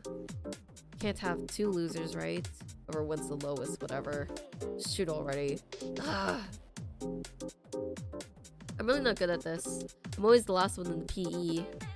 I look up at the 5th floor. Man, hanging out with Marina's really gonna run my wallet dry. Bye-bye allowance. No, she was right. It's a defeatist attitude. I can't let it bring me down. I've heard stories of people lifting cars in times of crisis. When it's do or die. Us humans can pull off athletic feats that should be impossible. So can I. I just need to channel that. I need to get into the zone. I gotta lock in. Let my inner warrior out. My inner warrior. Yes, that's right. I come from a long lineage of humans. The blood prehistoric hunters flows into me. The ones that hunted mammoths. Ones that chased their prey for days on end. I think I'm feeling it. I can feel the adrenaline pumping. Someone's looking determined. Yeah, that's what I'd like to see. Show us how it's done. I take my swing. I'm sorry, Marina. I may not reach the 5th floor, but I'm not gonna come last. Not this time. This time I'll... What's happening? What's happening? It did we blink. The bobble pounces off the asphalt, not even 2 meters away from me. It's unfrozen in place. My ancestry. Well, everyone's off to a great start, it seems. This is just sad. Can I drop out, please? Marina takes in my pitiful look and sighs. Maybe sit this one out. Money against you will feel kind of cheap. Right, no fun in that. Out of that way, then. Come on, ready your wallet. With my Olympic self-esteem in shambles, I scoot to the side. It's okay. Some people are not made for this. It's okay. Whoosh, whoosh, whoosh. One after another, Garen fires off the rest of his ammo. Clink, clink, clink. Each hits a little higher than the one before, and then the last one strikes the 3rd floor window pane. Shit! We all freeze up. Crap. If somebody peeks out and scolds us, we'll draw the eyes of the whole neighborhood. Not that we're being all inconspicuous to start with, but seconds pass, nobody shows up. We let out a collective exhale. Phew. Would it kill you to be a smidge more careful? Told me to just go for it. Did I say that? You did. Oh well. You know, thoughtlessly following orders won't get you anywhere. Some critical thinking goes a long way. So do we listen to you, or should we pass the rocks? We're to start running. What? Scary! Also, it's my turn. She pushes Garen away with her shoulder. I shouldn't be expecting much considering her first shot. But even though the angle was all wrong, it was quite forceful. If she aimed it just a little better, Marina's pebble shoots up fast and far. Bam. Whoa! It slams dangerously close to our 4th story window, just about above Garen's strongest throw. Dude, that was loud! Oh, that should have garnered like a lot of attention. For a moment, Marina looks surprised at how high she actually managed to hit. Then the arrogant smirk spreads across her face. Yeah, Vatic, I wonder why I called you here at all. But thanks for the help, I guess. You're free to go. Hey! Sorry to have dragged you out here. It's all on me. Sorry for that. Looks like we can handle this by ourselves after all. See you around! What the hell do you mean, see you around? I'm just getting started over here. Smack. The rock collides with the wall just above the spot Marina's pebble hit. Wow. See that? I'm only revving up. Hey, guys? I point to the ground when I've etched some lines into the snow. Here, scoreboard. Ooh, nice. Way to make yourself useful. Shut the fuck up. Hey, Hey, can you draw mine a little higher? Oi. I'm playing favorites. Yeah, sorry. No cheating, Marina. Jeez, whose side are you on? I like fair games, and I believe in you. Aw. Bleh. This is such a good CG. I really like. Bam, third floor. Bam, third and a half. Bam, second and a half. Plop, ground. Bam, third and a half. Bam, first floor. Bam, second floor. Bam, third and a half. Bam, second and a half. Third and second. This isn't even about Ira anymore. This is just about winning. The two keep pelting the poor building while I keep drawing notches on the scoreboard. And sometimes I run out to collect the rocks after they fall into the bottom. If you think about it, isn't this game sort of like a reverse meteor shower? Rocks flying up in the heavens, never quite reaching their destination. If we captured them with a long exposure camera, they'd leave us similar traces in the sky. A sea of dark parabolas, most are uneven, interrupted halfway through broken. Ouch! I get distracted and the pebble hits my head. Nausea! I'm so sorry. Are you okay? Ow! Yeah, don't worry. Just keep going. Geez, should be the watch you where you stand. Shut the fuck up, Adam. Sorry. Can we... Whoosh. Oh my god, we have a band-aid now. Looking at it now. Yeah, Marina's aim isn't the best. Really, it's kind of a coin toss between her sending the rock really high up or straight into the snow. She puts a lot of force into those throws, though. Aaron can see that. In spite of her flawed technique, Marina naturally is a worthy opponent. Third and a half, fourth, third and a half, third and a half, fourth, round, third, whatever. Guys, you're almost there. Yeah, watch this, kid. I'm gonna knock Iris with a right out. Please don't. Breathe the calling kid. Make way. Bam. Damn it. Whoa. You almost got it. Seriously? Next one's gonna be it. Count your prayers, Kaplan. And your cash. I take cream soda, by the way. Cream soda? Really? It's pretty cute. How is it? Whatever. Actually, it's not very fair to you, is it, Azia? Huh? What do you mean? I think we can't leave the Squire out. Squire? Loser buys 2 drinks. One for the winner and one for Azia. Yes! If you're so eager to spend more money, be my guest. Oh, well, I like fetches. Heard that. Sure did. And for your information, I'll be having Tarhan. Of course you will. I'm so lucky. No matter what wins, I'm getting a free soda! Yeah! Asia! Yay! Yay! Bigger Whip has finally paid off! Let's go, Asia! Alright, my shot. Get going, Vanek. The star's right around the corner. Just throw it already. Marina gets into position. I haven't missed one in a while. I got a good feeling about this. She swings her arm back.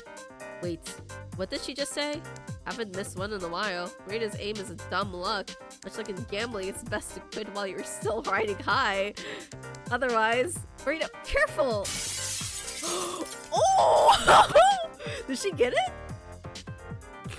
Oops. The rock flew past him high. It went straight into and right through the 4th floor window! Bullseye. What the fuck?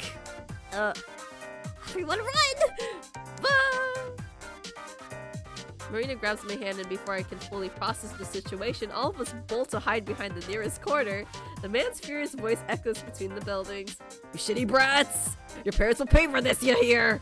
Kaplan! What do you think I did see you? Oh shit. Shit! You idiot. Garen leans against the wall, unable to catch his breath. Shut up, you! This guy recognized me!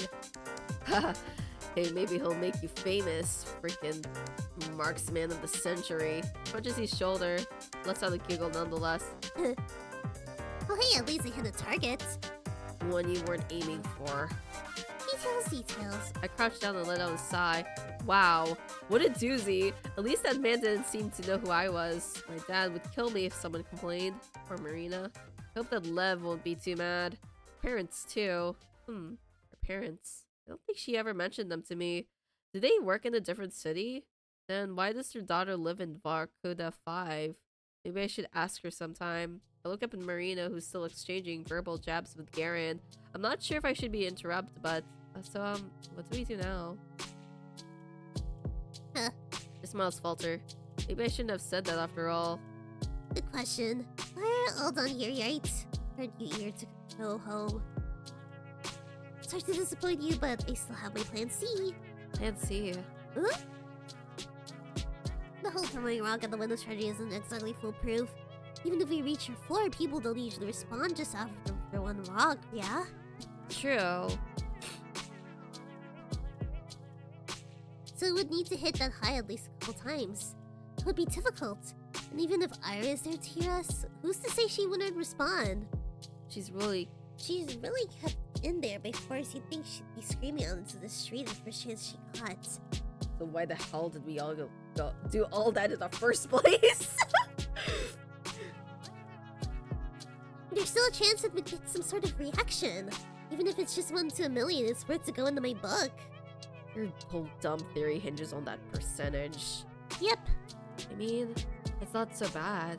If you believe Ira's at somebody's house here, then it would be more like 1 to 6,000, right? Exactly. See? Even less. Most of the apartments here house 2 or more, so it's at least 1 to 3,000. Oh my god, Shamina, who cares? Who? Shut the fuck up, Phantom! Good thing you barely talk in class. Right. For a minute, I forgot who Garen was. Not that I'm expected to hear anything nice from him, but... Hey, don't talk to her like that. Lay off me. Anyways, why do you need me still? Need to break my windows for no reason? No. I need to get up here. Marina points up towards the top of the apartment block we hid behind. Huh? The roof? Yeah. Do you still need to know how to climb there? Good grief. Why? You want to flash a Morse code into our apartments? Oh, that's not a bad idea, actually. It's a really dumb idea. Probably won't work. Come on. Come on, people, there's no harm in trying. Have you got a flashlight? I don't. Like on hand? Like on hand? No. Seriously? Don't all boys carry stuff like that? What boys have you been talking to? Alright, my bad. You're the type that carries... Damn straight. What's with the proud face? But whatever, I wasn't planning on that anyway. Really, I just wanted to peek inside. Like, into Ira's window. Yeah, not the most ethical option, but we're kinda short on those. Sure. Oh, just like that? No snark? No complaints? Not like that's even worked before. Let's just get it over with. You're right about that. Alright, let's get going then. Okay. Apparently, some years ago, Garen checked the access to nearly every rooftop in the city. Not counting the barracks and the garages, only a few residential blocks had their unlocked. Coincidentally, the buildings opposite of Iris was one of them. The little door creaks open on the 7th push. You hear the howling of wind as Garen peeks his head out of the wind opening. How is it? Can you climb outside? No, better not. The slope is all slippery. Oh man, do you see anything over there? Nope. The lights are not even on. Let me think. He slides back down the ladder. Marina climbs next. Whoa! What a view! Pretty cool, huh? No kidding. And Ira's block looks so close. You think we should have taken some pebbles with us? Should be a pretty easy shot from here. Oh, I can go down and get some. Stop right there, Shamina. We'll give Pavlivchenko over there here any more ammo. Okay. It's just an idea. Rita rummages through her bag and pulls out a pair of binoculars. Well, someone came prepared. Sure did. These look so cool. Right? You can look through them when I get down. She sticks her head out once again and aims her sights at Ira's room. Do you see anything? She hops down with a disappointed face. Nope. Ha, told ya. Here you go, Asya. Thanks. I take the binoculars and make my way up to the ladder. When I peer out, a gust of wind ruffles my hair. I see now. The dusty purple sky covers the whole world like a blanket. The cold duvet-like fog is so low and so endless it feels like you could touch it off if you stretched your arm out far enough. It's nothing like the summer dome that's so beautiful, so tall and so bright it hurts to look at. I think I much prefer this kind of sky. I reach my hand out. Hey, Adam? Yeah. Is it this the tallest roof that you can climb? Kinda. It's as high as a residential buildings go. The tallest one we have here is the research complex because it has a tower at the top. But no one's gonna let you go up there. I see. Put the pair of binoculars up to my ears. Booped. I feel like this might be too loud. We'll lower it a little bit.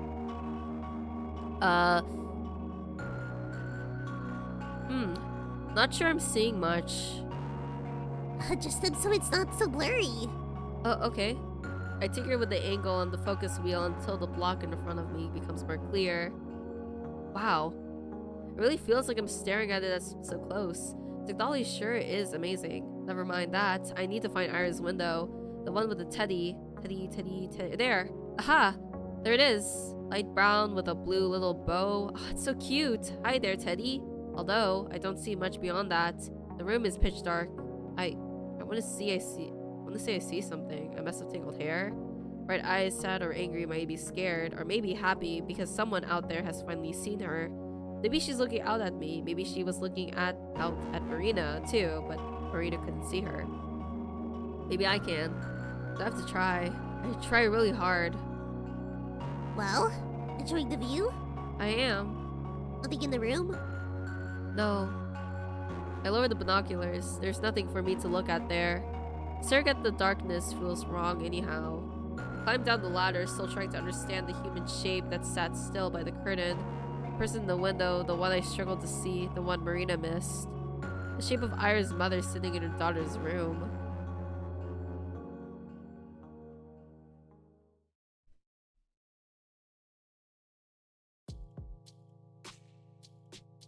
So this was all a big waste of time. Well, I wouldn't say so. Alright, your stupid theory got confirmed as stupid awesome. Glad I was here for it. You know the evidence is inconclusive at worst. I really don't think it's true, Marina. Sorry. It too, Asya. Why are you so hung up on it anyways? You weren't doing anything for days and now you're suddenly playing a detective. Hey, it's not like that. I just got an idea in my head, so I thought, hey, maybe I'll check. Then maybe I could help it somehow. It's true, being unable to do anything can feel really awful. She's been very worried all week, Madam. Oh yeah, I bet. You know she was out yesterday, hanging with friends, howling like a hyena. Yes, I know that. Why the fuck do you care? Whoa, okay. Calm down, I'm just telling you how it looked. I don't give a damn either way. Whatever. Oh, actually, you lost. Huh? The drinks. You must remember. What? How the hell did I lose? Well, the last shot was mine, so... That's the logic you're going with? You were... Also very rude. Still are. We need reparations. Only one who deserves reparations here is Shabina for getting hit with your dumb rock. And so do I for being dragged around by you two weirdos. Please, not like you had anything better to do. Isn't that the company of two beautiful ladies and a treat itself? Show me the two beautiful ladies, then we'll talk. I was planning to go to the cinema with my boys before you called. It was a US movie, too. Damn it. Alright. They're showing us this week. I wanted to see that one. I remember that. Hey, let's go watch it! Huh? The movie! Like, all together? Oh yeah! Then it won't feel like the day is wasted, right? I guess, but with you? Oh, I see. Honestly, he's never taken a girl to the cinema before. He's shy. Oh, really? I've been to the cinema with girls, alright. I just don't want to be stuck in a room with you two. Shut the fuck up, man. I'll catch the crazy. Better start avoiding your own house, if that's what you're worried about. Oi. Well, whatever. We're gonna have a gay old time without you. Who needs a guy who can't stick his word, right? Azia? What freaking word? Your win condition makes no sense. Alright. I was really looking forward to that soda. Yeah, I bet you were, you freeloader. You're getting Awan no matter what. How's that fair? It's not. Marina demonstratively turns around and beckons me with her hand. Come on, Azia. Let's leave him in his card stash. A guy who's too cheap to buy you a measly Dutch ain't worth your time. Really, we should warn all the other girls about him. Hey, it's all about the money and you know it. Ciao, Vadik. You got a date with Hollywood. Okay. Bye, madam. Hey, Kaplan! That's blatant provocation. Wait. Garen catches up to us. Are you gonna give us those drinks, though? We walk together down the road to the community center. Marina and Garen keep bickering. Sometimes they laugh, and so do I. It's not that I have any illusions regarding this. Tomorrow things will be the same they've always been. Garen will still be the same Garen. Fucking bitch. Marina. After the Ira situation fades out from our collective mind, she'll have no reason to talk to me anymore. I think she'll still want to talk to you. It's only natural. I understand what at the moment I'm living now. This brief glimpse into what living correctly is supposed to feel like will soon end. So I should appreciate it for what it is. I'm not sure if actual friends are supposed to be this rude to each other, but this isn't good enough for me. My memory will certainly cast all the interactions of today in a more favorable light. Dude, we can keep Arena. Let's just take out Gavin. So we'll correct the small, unpleasant hurts. And that's what remains. What will remain is... Careful, don't spill! I'm trying! Marina passes around the package of corn puffs she smuggled in. Garen is holding onto our communal bottle of cream soda, the result of begrudging compromise. I still would have preferred Duchess. By the way, do you know what this one's about? Oh yeah, Haze, do you? It's about the superstar lady? Judging by the poster. You got half of that right. I'm scared. Rita leads in and whispers. It's about crossdresser. Oh, wow. Really cool, right? Damn it, why are you spoiling it? That's not a spoiler. It's a taste of what's to come. So it's like, hello, I'm your aunt? Oh, I guess we already have a movie about that, huh? There's some, like, it hot too. They ran it last year. Oh, you're right. Man, I wanted her to be a bit more shocked or something. Please, guys in dresses are old news. Oh, please, guys in dresses are old news. My brother watched the movie that had a totally chick on the screen. A movie, huh? I'm serious. Like a real Hollywood film. They showed them doing it too. Cool.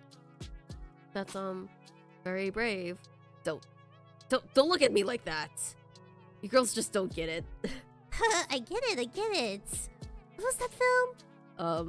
Crap, I don't remember. The Stuntman? No, maybe not that. It's starting. Yay! Let's watch the movie. The lights dim and the regular pre-movie roll of Fiddle starts to play. I don't find it especially funny, but Marina's giggling by my side makes me smile. And then the film begins. Yeah, movie. Film. What can I say? I've been seeing a couple of foreign films before, but American ones, they're in a whole different league. So bright and shiny like a glossy magazine, as if the fabric of that world is made from a material that's so much more refined than ours. How much of it is real, I wonder? Maybe it's a wishful projection, like a really good kind of propaganda film. No, that's not it. It's not even close to something like that. It's not fun at all. It isn't stiff. If a world this lively and colorful is truly, completely artificial, then I'm certain the people who created it didn't doubt its absolute reality for a second. I realized this is a long time ago. A kind of rule, an axiom. It goes like this: a fake is only truly good if its creator cannot tell it from the real thing. This must be an exquisite fake. Marina laughs, and so does Garen, and so do I, and so does every other person in the theater. My face hurts from the grin that refuses to go away. I keep laughing along, even when I can't see the screen. All of the colors start to blur, even the sounds. What are they saying? I don't understand. I hear everyone laughing, so I laugh along. My cheeks feel hot. There's music blaring. Is there some sort of montage happening? I don't know. It's all just noise. My cheeks... no matter how much I wipe my face, it's still wet. Even as I stare down at my knees, away from all the flashing lights, the fog in front of me won't clear.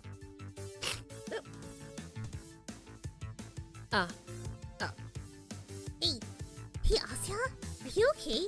Marina. I hear her whispering to me. I feel her gently caressing my shoulder. For some reason, I can't respond. My vocal cords won't work. She keeps asking me questions. 5 questions and receives no answers. She mutters something to Garen and he mumbles something back. I'm not sure if he's saying something to her or to me. Before long... What happened? What happened to us?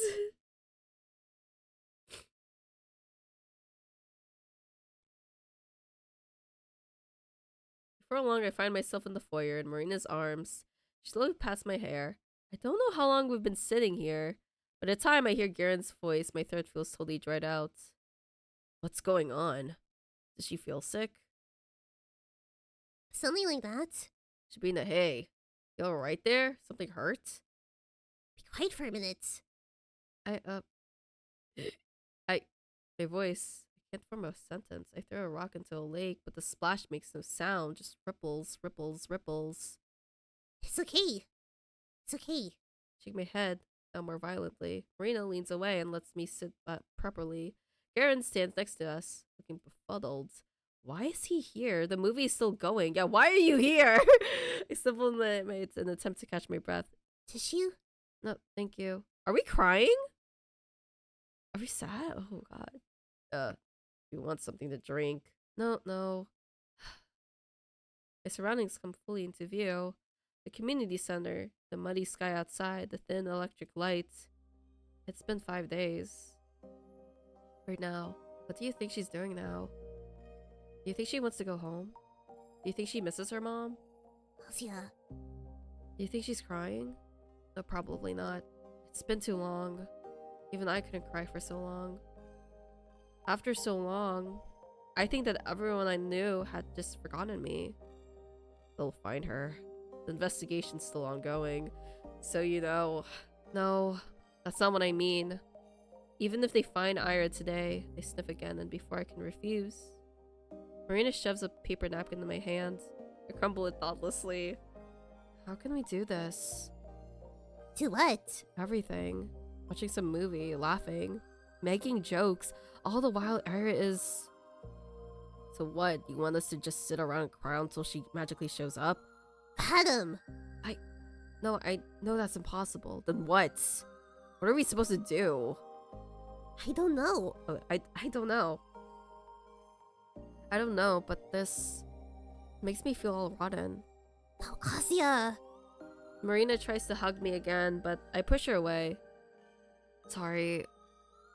Listen, it's not your freaking fault.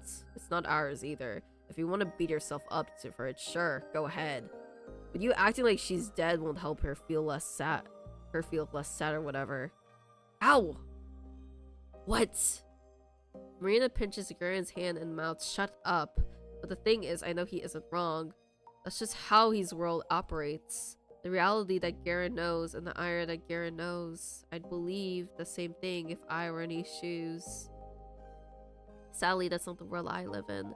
There are things I'm allowed and not allowed to do. I am a swine that wandered out in pigsty to the grassland. It's not a world that I was ever meant to see. I can enjoy the view and thank almighty heavens for the chance to do so, but I can't call it home. I have to know my place. When a big pig frolics through the fields, it looks ridiculous. When the pig frolics through the field and the horse slays in a raven with broken legs, it looks repugnant. I understand what you're saying, madam, but it's impossible for me to think like that. Why? I know Ira wasn't very polite to you, or anyone really, so I don't expect you to feel bad. I understand, but I don't know how I'm supposed to live anymore. You didn't even know her that well. Ha. Ha ha. Ha ha ha. That's right. He's absolutely right. Well, isn't this embarrassing? Have no argument. You've done it again, Garen. You've driven me into a corner, and now I don't know how to respond without making myself feel like a fool. Feel free to laugh. You've earned it. It's a good one. Come on. Aren't you laughing? Go back to the theater. What? You heard me. Leave us alone, okay? Alright. Whatever.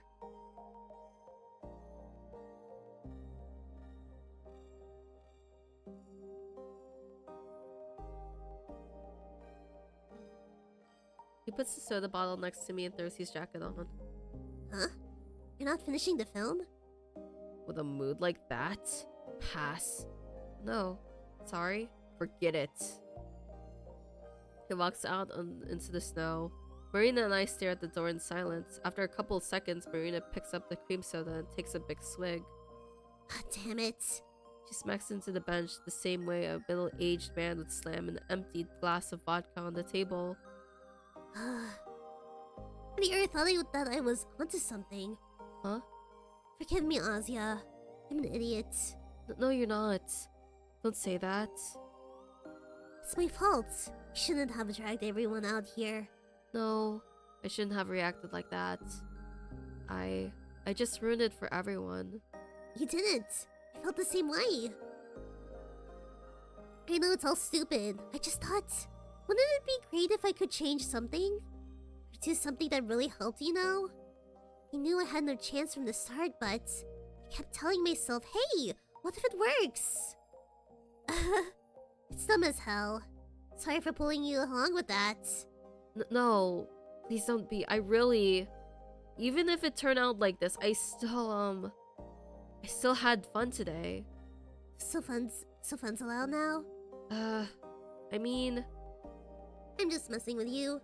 bad joke. Really bad joke. Marina sighs. She gets up and loosens her ponytail.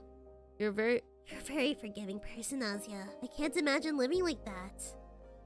Please don't get me wrong. It's a wonderful thing. I wish I could just forgive myself this easily. But I should have known better. I'm too old to play pretend. She turns to me. You wanna go home? Or will you finish this film? I'll go home. Thought so.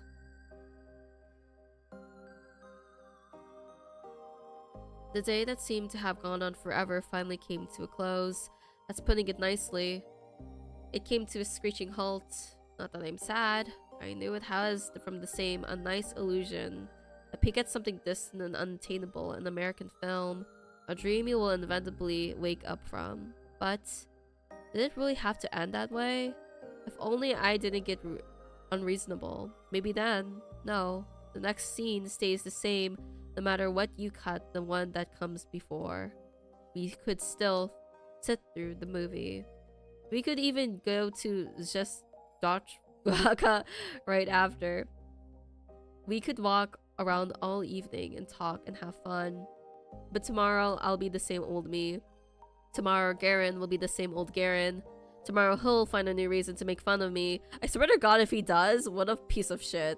Tomorrow I'll hear the same old jokes from my classmates. Tomorrow I'll look at the ceiling and pray for Ira to come. She won't. Ira. She could probably throw a pebble up to the 5th floor no matter problem. Well, maybe not completely without effort, but she threw a chair. That's not as easy as to do as it looks, you know. She'll totally win. And then she'd get a free drink from Marina. Oh, what would her favorite flavor be? Maybe, Bakal? I can see that. I like Bakal too. And then we'd all go to the movies. Ira had probably seen a bunch of American films already. I doubt it, though, probably. I can't imagine her going to the cinema all alone. Should have no qualms about that. Going together would be so much fun. Today's film was hilarious. I bet she'd be laughing all the way through. I'd like to see that. Ah, I think I got some snow in my boots. Crud. It's my fault for coming up with the idea so late. Well, in all honesty, I thought of it when looking down from the roof opposite to Ira's. I just got swept up in the conversation and forgot to share.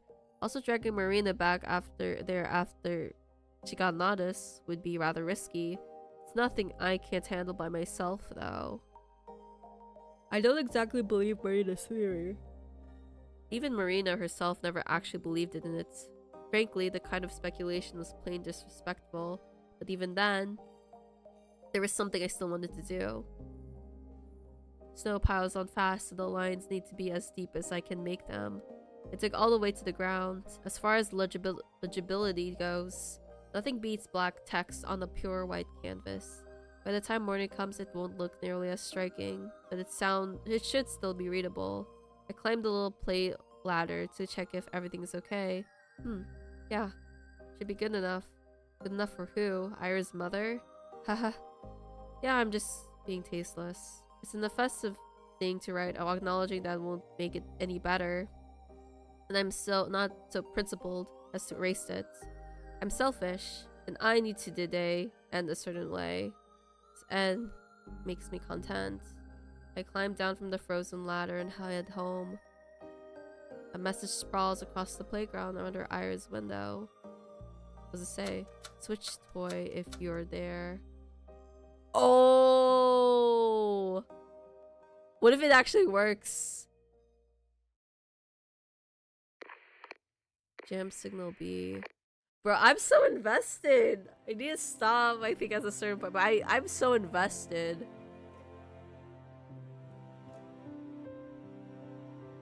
Oh, Ira? You're late. Sorry. You could have waited inside, you know? I was smoking. Marina was out with friends again. Doesn't she get sick of that? She looks around and conspicuously slips something into my pocket. I don't need to check to know what that is. Next one will be in 2 weeks. So use sparingly, Kay. You think I'm popping things like candy? I don't know. You're the one with an addictive personality. She points to my cig. I can quit whenever I want. That's literally like almost every person who smokes. Sure. Puff a cloud at her. Marina grumbles and frantically waves her arms around. She ends up stealing a couple of drags before I finish. Oh yeah. Is it true that you're through a freaking chair at Paddock? What the heck is that about? Can we not talk about that? No way. I want to know. What happened? Nothing. He was obnoxious. Ain't that the dorm? I sigh. I hate these stupid interrogations of hers. What's there to explain? It was just irritating end of the story. Oh. Ooh, don't tell me. Did he try hitting on you? No. Gross. Yeah, my bad. He'd be gathering money for a wake if that were true. Don't make me dream. Wahaha. This stupid incident. It happened, what, 2 weeks ago? 2.5? It feels like it's been months. Time hasn't felt right for a while, though. The pill bottle weighs heavy in my pocket. He was just picking on this girl. What's her face? Asya? Huh? Resident doormat. She's whatever. Oh. Huh. You always stand up for her like that. Of course not. It's not my problem. Why not? Now then. It's got nothing to do with her. Those pricks were being extra loud. It ticked me off. I see. You say so. Can she stop doing that? What's with that look? What? Just you people. No, really, what? You're not subtle. First that weirdo, now you. Why is everyone treating this like some big deal? What? What did she do? Just today? Or yesterday, I don't know. She called me in the toilet to apologize. What? What for? For nothing. She acted like it was all her fault. Like she's the prime reason I'm getting so much shit. Give me a break, we never even talked. Wow. Not even a thank you, but a sorry? I don't need thanks. It wasn't about her. Well, I guess it would be pretty big for someone in her situation. People like that are starved for any sort of kindness, you know? I wasn't kind at all. It's a matter of contrast, dummy. Like if something like that happened to me, I wouldn't think too much about it now, but back in middle school it would be a whole nother story. Like a huge deal. I raised an eyebrow. Whatever she's talking about exactly. Marina smiles and shrugs. Well, no one reached out to me back when my life was all messed up. But I now know I'd cherish a lot if someone did. I wasn't reaching out to anybody though. That doesn't matter. If you helped, you helped. Who cares why you did it? I leaned back in the chair. This is all so confusing. What she says makes some sense on the surface, sure, but then the logic should apply to me as well. No matter how you look at it, it doesn't. Because then that would mean that Marina... I don't get people like that. She's not a massive tool like the rest of the class, but... whatever. I don't want to talk about it. Hey, don't just change the subject like that. What? There's no more to discuss. Really? Could be kinda cagey. I sigh. I told you all. I told you all there is to it. We could buzz off now. Boo. Here I thought I'd get a glimpse into your stone cold heart. Not happening. I dig into my cake. But I kill her to be less nosy.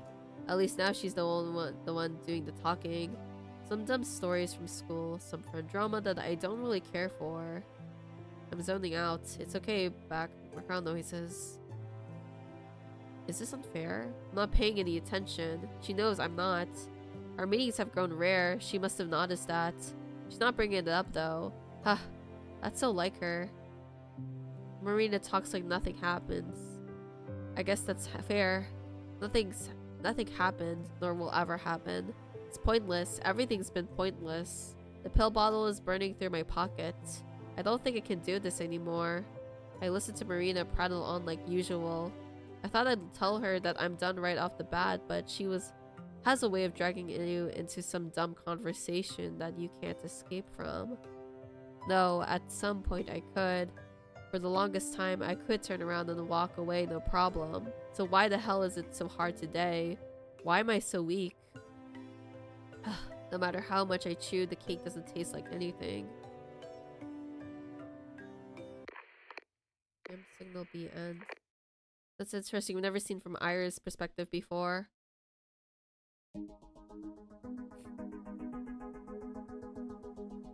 Happening now. Okay, I am gonna save here. That was a lot. But that was really good. I'm getting like, from what I'm understanding from the main character, she's the I guess she sees everything in the positive light, right? Which is so different compared to the other three characters. Because there's technically 4 main characters, right? Besides Azia. Azia is the only one who sees everything positively. Everyone else of the 3, like Ira, Marina, Vatic, they all see everything negatively. And she's the only one who sees positively. So I feel like they're kind of like contrast to her. It's interesting to see from her perspective because, like, there's gonna be a point, I know, in the game where she's definitely not gonna see the universe in a good light anymore because she's constantly been seeing the universe in a good light. But everyone around her has said, like, everything is gonna be, like, pretty shitty. And, like, not in, like, they're also pretty realistic too about it. Like I kind of agree with some parts of what they said, like with the Marina saying like, yeah, if we do tell people about Ira's condition, I don't agree with her like not telling everybody, but like I do agree that they will make fun of her, fun of Ira, and just gossip about her. That is something that is like something I do definitely believe in. And then parts of what Vadik said was also pretty much like, yeah, I kind of agree too. It's just, I do really love the positivity for like how the main character still wants to see things in the positive light, especially in a world where we see that everything is so negative and how we see everybody has a negative perspective except the main character. I'm just wondering how that's gonna be, like how her view of the world is gonna get destroyed, I guess.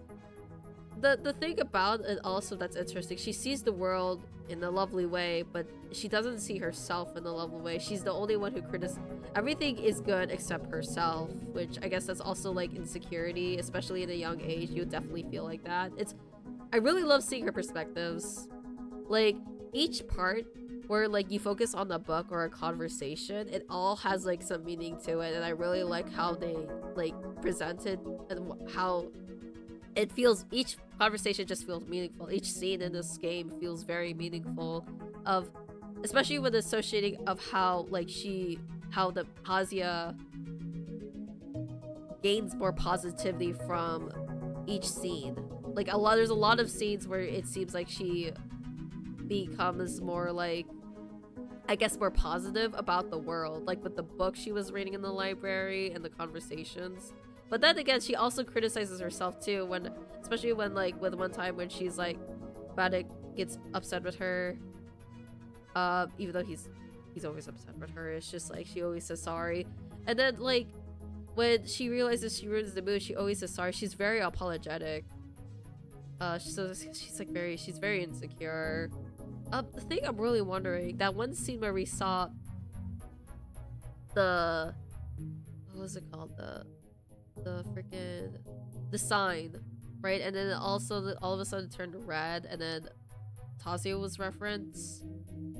Apparently it was a real thing, so I'm wondering, I was thinking, yeah, it could have been a dream, but I guess it wasn't a dream. That whole scene actually did happen, of us going through this weird thing about the sign. So I wonder if this is related to how Ira is going through. What if we're also going through what something Ira went through? Like, I know this is psychological horror, but I don't think there's like any supernatural events. That was just really weird. I wonder how they're gonna explain that part, because the only thing I could think about of why that happened is related to Ira's condition, or somehow we're having something similar to Ira's condition, because maybe like stress or something. But yeah, and stress and guilt. But yeah. Anyways, I think that's all I have to say here. I'm really interested in like that. This part of the game was a lot lighter than like last time I played. Everything was like more grim, and I felt sorry for Azia. It was all just kind of backstory, but this one seems a lot happier and lighter, especially with the trio kind of hanging out. Yeah, I still don't like Vadik though. He's kind of a bitch, but yeah. That's all I have to say. I'll be heading out now. Hopefully you guys have a good day or good night wherever you are. Bye bye.